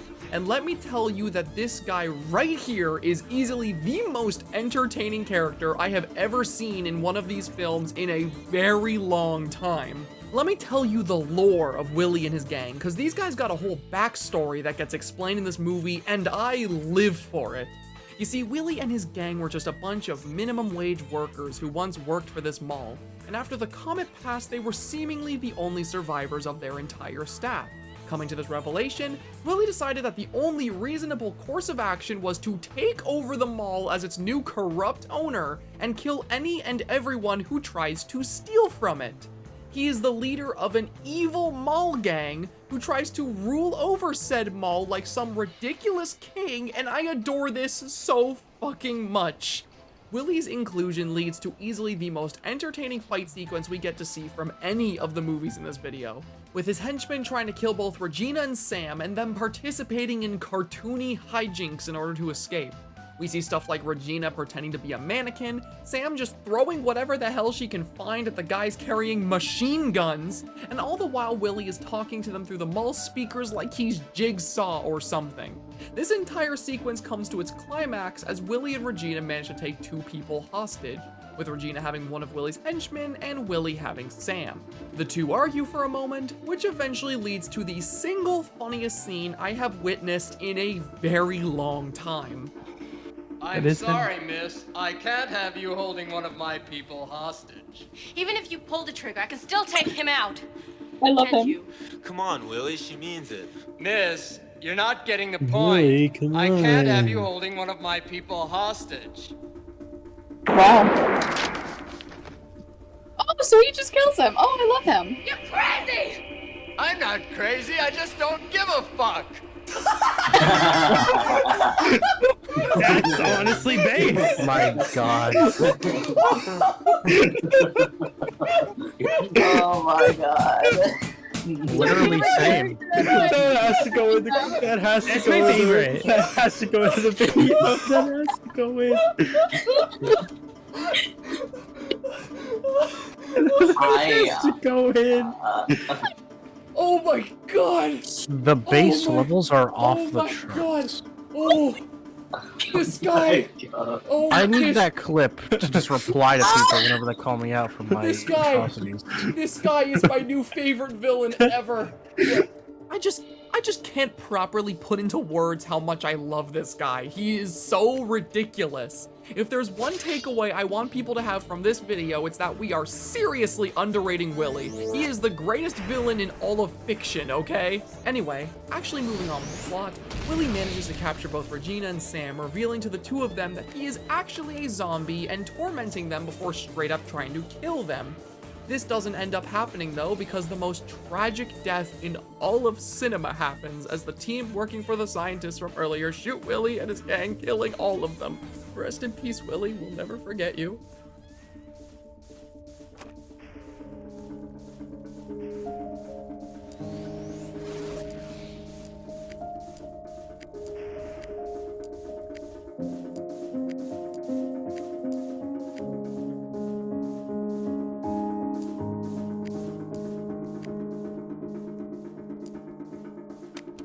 After this heart-wrenching death scene ends, Regina is brought to the scientist bunker as a survivor, and Sam is kept back because she was showing signs of slowly becoming a zombie herself. Her and the scientist lady we've been seeing through the movie talk for a bit, and in one of the most shocking scenes we get from the whole film, she just straight up euthanizes her, and then shoots the guy who came there with her. Like, okay, this just happened out of nowhere, what the hell? And just when you thought that this series of events couldn't get any more grim, Hector comes back in a Santa costume, which I genuinely, for the life of me, can't remember the context to, and the lady who's been doing all this just straight up euthanizes herself as well in front of him. She talks about how every survivor is going to die anyways, and then just drifts off before we can get any further context. And it's after this moment that the film reaches its climax. We cut back to Regina in the scientist bunker, who is now slowly but surely learning the truth about the situation that all the survivors find themselves in. Turns out these guys were never the good guys in the story. Instead, they've been collecting survivors to harvest their blood and create serums that will prevent the effects of the comet's pollution. The lady who didn't want any survivors brought down there? It turns out it's because she didn't want them to be killed by her colleagues. She was the good guy. Now, with that in mind, you may be wondering why she would go and kill Sam then. Well, turns out she didn't, because Hector shows up to the lab and has Sam chilling in his trunk. Yeah, it turns out the stuff she used on Sam just knocked her out, and the real euthanasia she was carrying was the stuff she used on herself. Which, like, I don't know why she went out of her way to do such an elaborate plan to trick her colleague when she just shot him immediately after anyways, but whatever, it's still a neat twist. Hector and Sam end up meeting up with Regina again. They escape the lab with a pair of children who are being kept there. The lab is blown up along with all the scientists, and they ride off to freedom. Now, with the setup of this movie and how dire their situation is, you may be wondering how all of our characters actually end up surviving this whole apocalypse in the end. And the answer turns out to be more simple than you'd expect. Because in the next scene, it starts to rain, and said rain quite literally just washes all the red mist out of the air. All they had to do was wait for it to rain for the zombie apocalypse to be over. I would complain about this, but honestly, with how random everything else in the movie is a lot of the time, I don't really mind this little plot convenience. Besides, I ended up loving all these characters so much that I wanted any excuse I could get to see an ending that wasn't them just dying. After the rain settles and the red mist vanishes, the movie ends with us seeing Regina and Hector now together and raising the two kids they saved from the lab as a newly adopted family. We get some morbidly comedic scenes of them all together taking photos and walking around as seemingly the last people on Earth. We then see Sam at a traffic light, bummed out over the fact that there isn't really anyone left for her to get with, when suddenly out of nowhere we see a car come driving up that almost runs her over. The guy driving the car apologizes, he and Sam immediately fall in love with each other, and then she hops in the car and drives away with him. The last thing we see is a license plate on the back of his car reading DMK, the same initials on the arcade game that beat one of Regina's high scores. See, I told you that would come up again later. The movie ends after that, with Regina and Hector playing catch out in the street with their newly adopted kids as the camera pans away, bringing an end to what is easily the best film out of the entire watch party. This film absolutely blew me away. Night of the Comet was a movie that we ended up watching because the idea of a bunch of valley girls fighting zombies was something so ridiculous that we expected it to be a so bad it's good kind of situation. But upon watching it, we were instead greeted by a legitimately competent film. One with a well-written story, fantastic cinematography, and of course easily the best element of the film, Willie. I'm not crazy, I just don't give a fuck. All jokes aside though, this movie is great. I went into it expecting something ironically enjoyable that wouldn't exactly be too good, but ended up finding an actual underrated gem that way more people need to check out.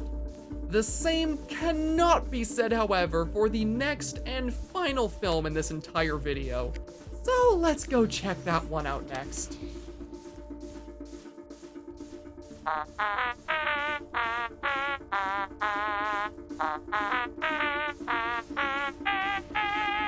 Oh my god, this movie. How do I even start with this movie? How do I even describe the experience that is watching this? Out of all the films we've watched on this little marathon, The Video Dead is without a shadow of a doubt the most ridiculous movie on here. There is no competition. And with that said, it is easily my favorite as well. Is this movie good? No. God, no. This film is a dumpster fire, but my goodness is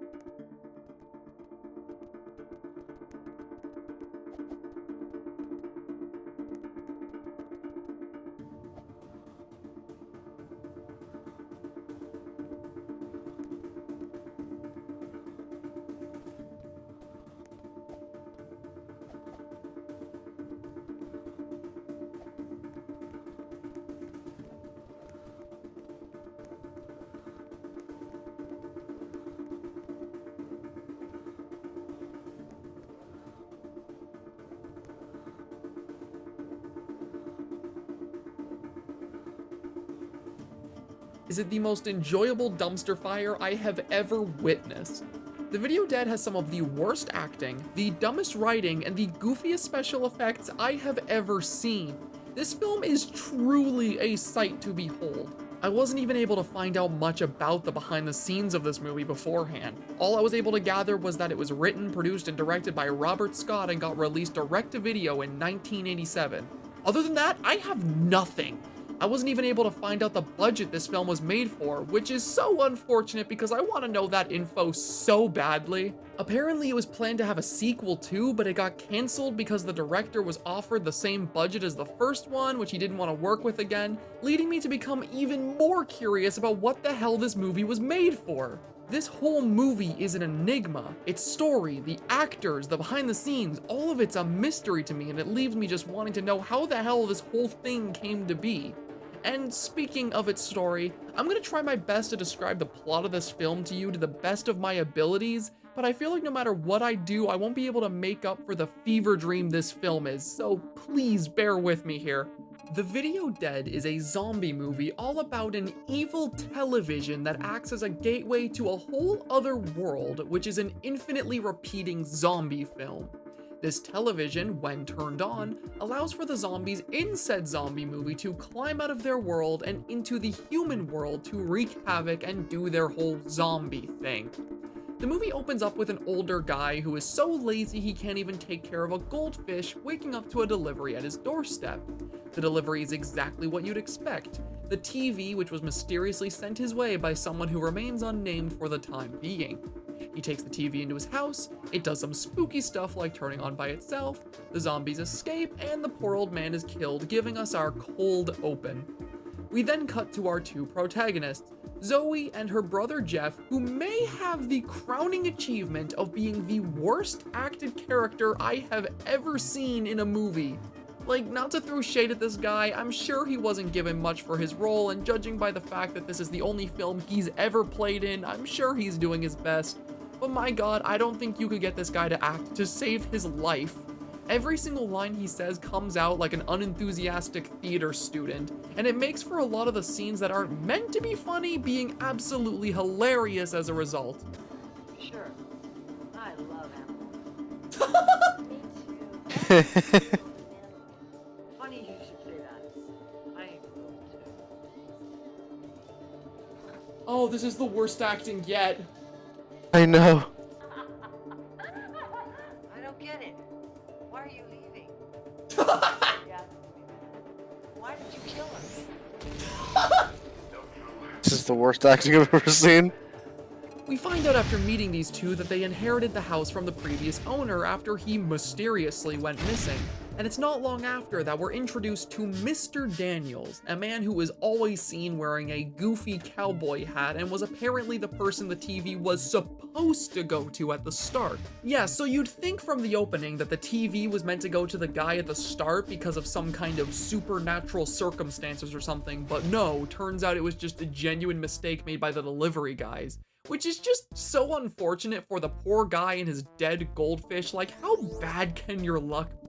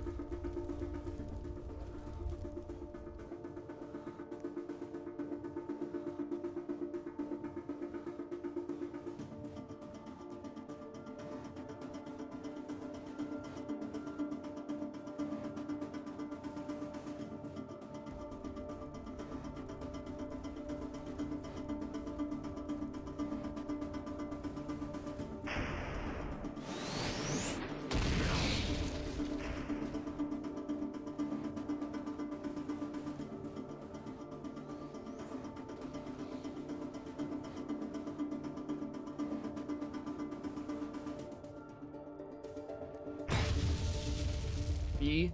Anyways, Jeff dismisses Mr. Daniels and immediately finds the TV in the attic, bringing it downstairs like he wasn't just warned about something evil matching its description and putting it in his bedroom. It's then that we meet another side character, April, who we see out walking her dog when she runs into Jeff. The two characters immediately get along, and her dog ends up escaping into the woods only to get killed by the zombies from the opening who are still roaming about. That was very obviously a man's voice. That was a man going. Jeff and April end up finding the dog, and April is left distraught because of what her parents will do once they find out it's dead. But don't worry though, Jeff comes up with a foolproof plan to make sure April doesn't get in any trouble. The dog swallowed a ball. You were walking the dog on the leash, and some total jerk threw the ball to the dog, and he accidentally swallowed it. All we have to do is push the ball down the dog's throat. They'll never know the difference. What? That is really sick. Yeah, this man is insane. And somehow this works? Because next time April talks to Jeff, her family is perfectly fine with that explanation to the point that they don't even seem to care that the dog is dead. Good job, Jeff, you absolute genius. Speaking of Jeff being a genius, right after that phone call with April, he finally decides to plug in the haunted TV and see what's playing. He gets really invested in the zombie movie that's playing, the TV seems to break for a minute, and next thing you know, a whole woman just climbs out of the TV and seduces him. They make out for a bit in classic horror movie fashion before she's randomly sent back into the TV. Jeff seems very distraught over this, but he doesn't have too much time to think about it because without any warning, this suddenly happens. How do I get in touch with you? Just jerk off, I don't know. No.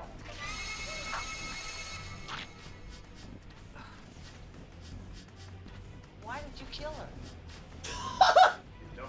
This is the worst acting I've ever seen.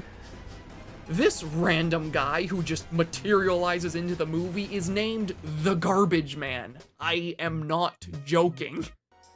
They call me the Garbage Man. And he exists purely in this film as a source of exposition on how the zombies work.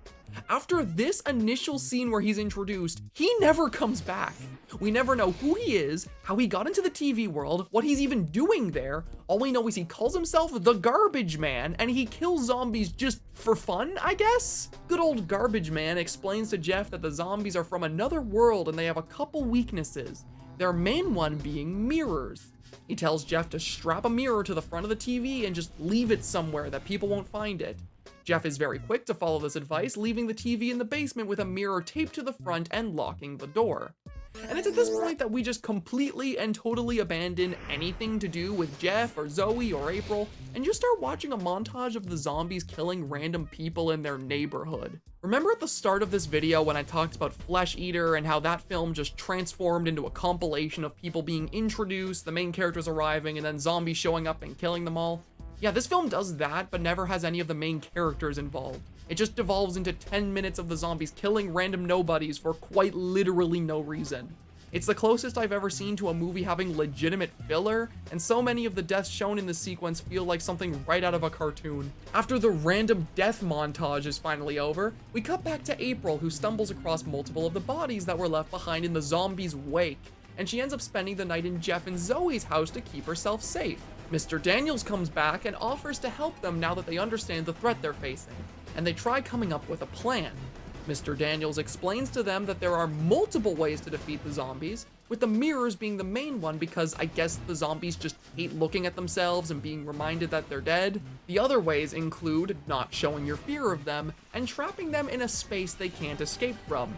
I couldn't tell you why those are ways to defeat zombies, but I mean, hey, it works later on, so who am I to judge their methods? While they're all kept up in the living room planning out how to defeat the zombies, April actually ends up getting kidnapped, which leads to the film's climax as Mr. Daniels and Jeff leave into the forest to try and save her. While wandering through the forest to save her, the two get involved with a bunch of random hijinks, like shooting zombies with a bow and arrow or calling each other names for a ridiculously long time. Jesus Christ. Don't you ever sneak up on me like that again. I didn't sneak up on you, boy.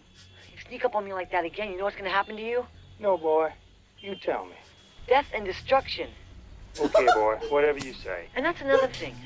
Literally the My least name isn't threatening Boy. thing ever. It's Jeff. Think you can handle that? Okay, A boy. gust of wind could kill Jeff. For real. Go ahead, have your fun. I'm confident Death any and one of us could beat the destruction. shit out of him. Call me. I called you cow shit. You call me Boy. I call you cow shit. Okay, cow shit? And at the end of it, the two of them finally arrive at this cabin in the woods where their main plan to defeat the zombies and save April can be executed. There's only one problem with this plan though. That being the fact that when Mr. Daniels goes into said cabin to plot it out, he finds April already dead. Of course, he doesn't think to tell this to Jeff, instead going forward with the plan as if it never happened. What is the plan, you ask? Well, it's a doozy. The entirety of their plan to defeat the zombies involves Jeff being strung up in some trees as bait, all the while Mr. Daniels waits inside the cabin to kill them off using his bow and arrow one by one. Surely nothing about this plan could go wrong at all. So anyways, the plan goes wrong almost immediately because somehow Mr. Daniels manages to fall asleep while the zombies are trying to kill Jeff. Like, dude, this was your plan. You came up with it. How the hell did you manage to fall asleep? He's woken up by the sounds of Jeff screaming and manages to just barely save him, killing the zombies and saving the day. Except he doesn't, because none of the zombies are killed, and I kid you not, both Mr. Daniels and Jeff both die shortly after. And it's here that the real climax of the movie begins, as Zoe is hunted down as the film's final girl. And this climax is insane. It starts off exactly like you'd expect, with the zombies starting to break down the door and Zoe grabbing a weapon to defend herself, but it goes in a completely different direction as she suddenly has a flashback to one of the zombies' weaknesses, that being fear, or lack thereof. So she just goes outside and greets them, has dinner with them, shakes hands with them, feeds them beans, all so that she can work towards a plan to exploit the zombies' other big weakness, that being to trap them in a room they can't escape from. So under the guise of friendly hospitality, she takes the zombies down to the basement, locks them down there, and the film reaches its end as they're all sucked back into the TV once and for all. This climax is insanity. This film pulls a lot of absurd stuff, but something about seeing a bunch of killer zombies sat around a table eating beans and just chatting it up with this poor girl was so ridiculously goofy to me, and I loved it. The film finally comes to an end as we see Zoe's parents coming to visit her at a psych ward, where she's been left as a result of the trauma she experienced from the zombies and everyone else she knows being dead. Her parents seem worried for her, but they're doing their best to make sure she's comfortable during her time there. In fact, they even brought her a gift to help pass the time. No. It's gonna be a new TV. It's gonna be a new TV. Yeah, it's going to be. It's a new TV. You're so right. It's the same one. It's the same TV. And so the movie ends as it cuts to black and Zoe screams out in horror, bringing an end to both my favorite film we ended up watching and the zombie movie marathon. The Video Dead is by far one of the campiest and most ridiculous films I have ever watched. Its story feels like a fever dream sewn together by a bunch of really bizarre, loose ideas. It has some of the worst acting I have ever seen, and its behind the scenes is a complete mystery to me, leaving me both confused and very intrigued about this movie. It may be a dumpster fire, but I'd be lying to you if I said that movies like this one weren't some of my favorites to watch. I've always had a strong love for cheesy 80s horror films, and this one checks off every single box for why I love them so dearly.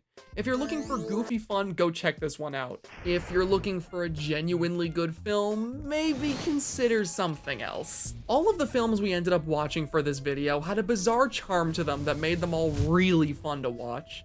Even films which felt more lacking had parts of them that me and my many co-hosts were able to get a lot of fun out of, making this easily one of the most enjoyable videos I've ever sat down to make. If you want to check out any of the films we talked about today, then you're in luck because they are all very easy to find online. And if you want to see the full version of our watch party that we recorded to make this video, I'll be posting it on both my Patreon as well as on my channel for any channel members to check out, so be looking forward to that. I hope that all of you enjoyed watching this video as much as I enjoyed making it. As I said at the start, zombie movies have always been something I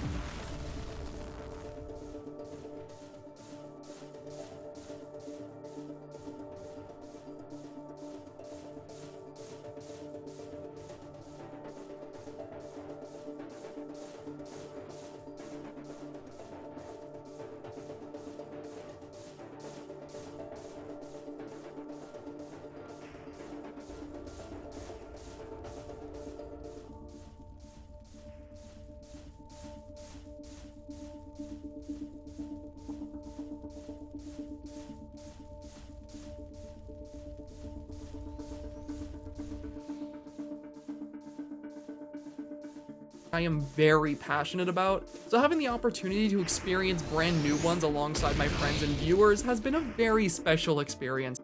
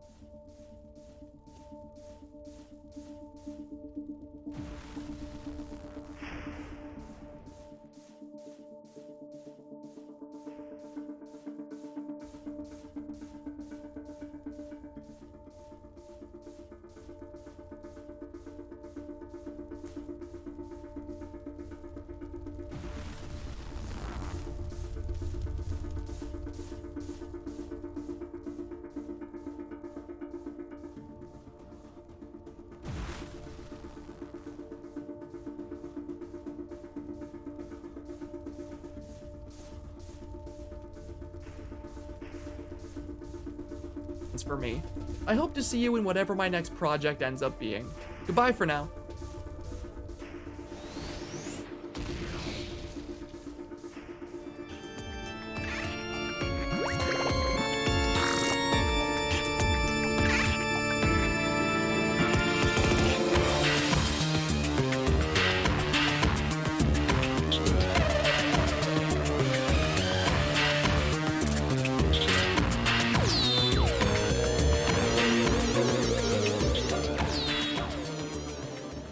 I'm not crazy, I just don't give a fuck!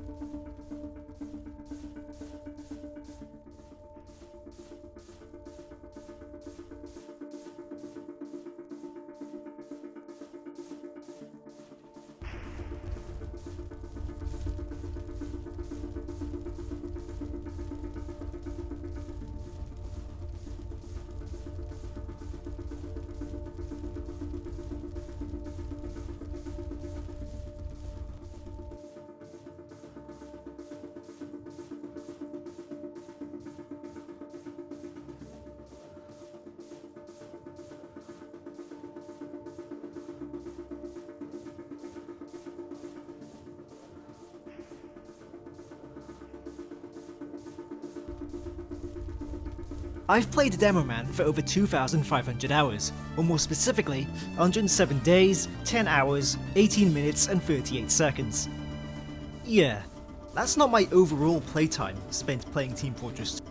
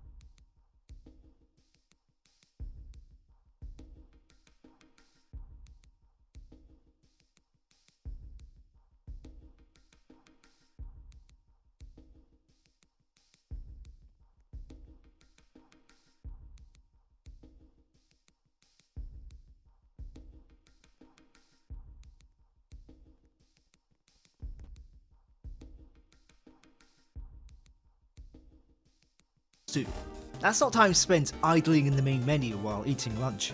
All of this time was spent while playing Demoman specifically.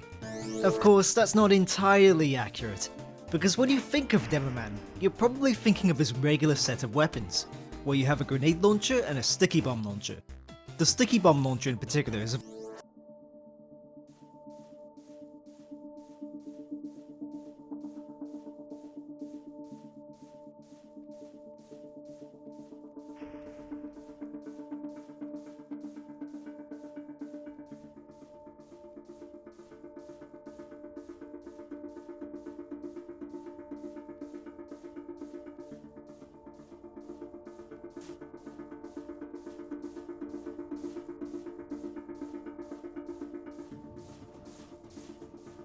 very reliable weapon for mid-range encounters, and it's also notable for its ability to set up traps.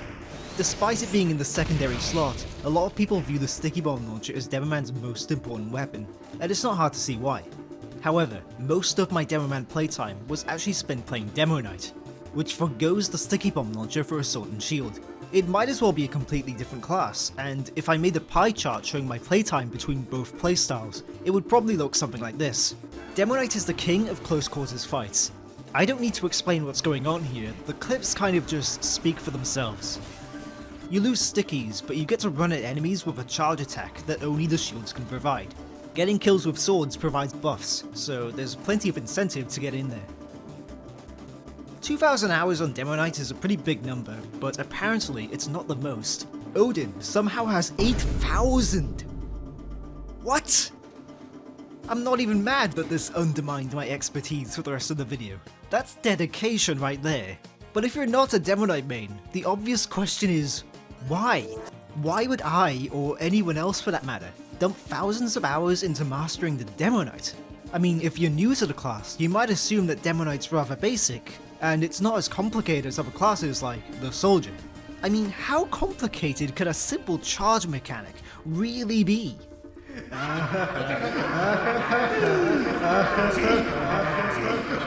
Okay, I'll admit that there are some moments where bad players on the enemy team can feed you buffs like crazy, and Demo Knight can't do a quintuple rocket sync jump, so Soldier is clearly a more difficult class. But that doesn't take away from how much depth the charge mechanic can provide.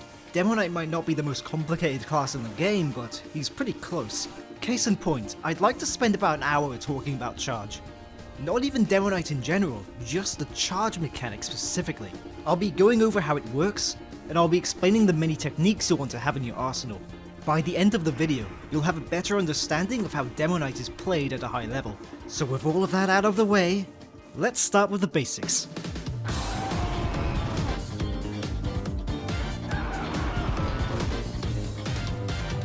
So we've just established that the charge is what makes Demo Knight the Demo Knight. This here is your charge meter. It'll look slightly different depending on whether you're using a custom HUD or not, but it always does the same thing. Here's a comically large charge meter. It's an actual HUD edit I made.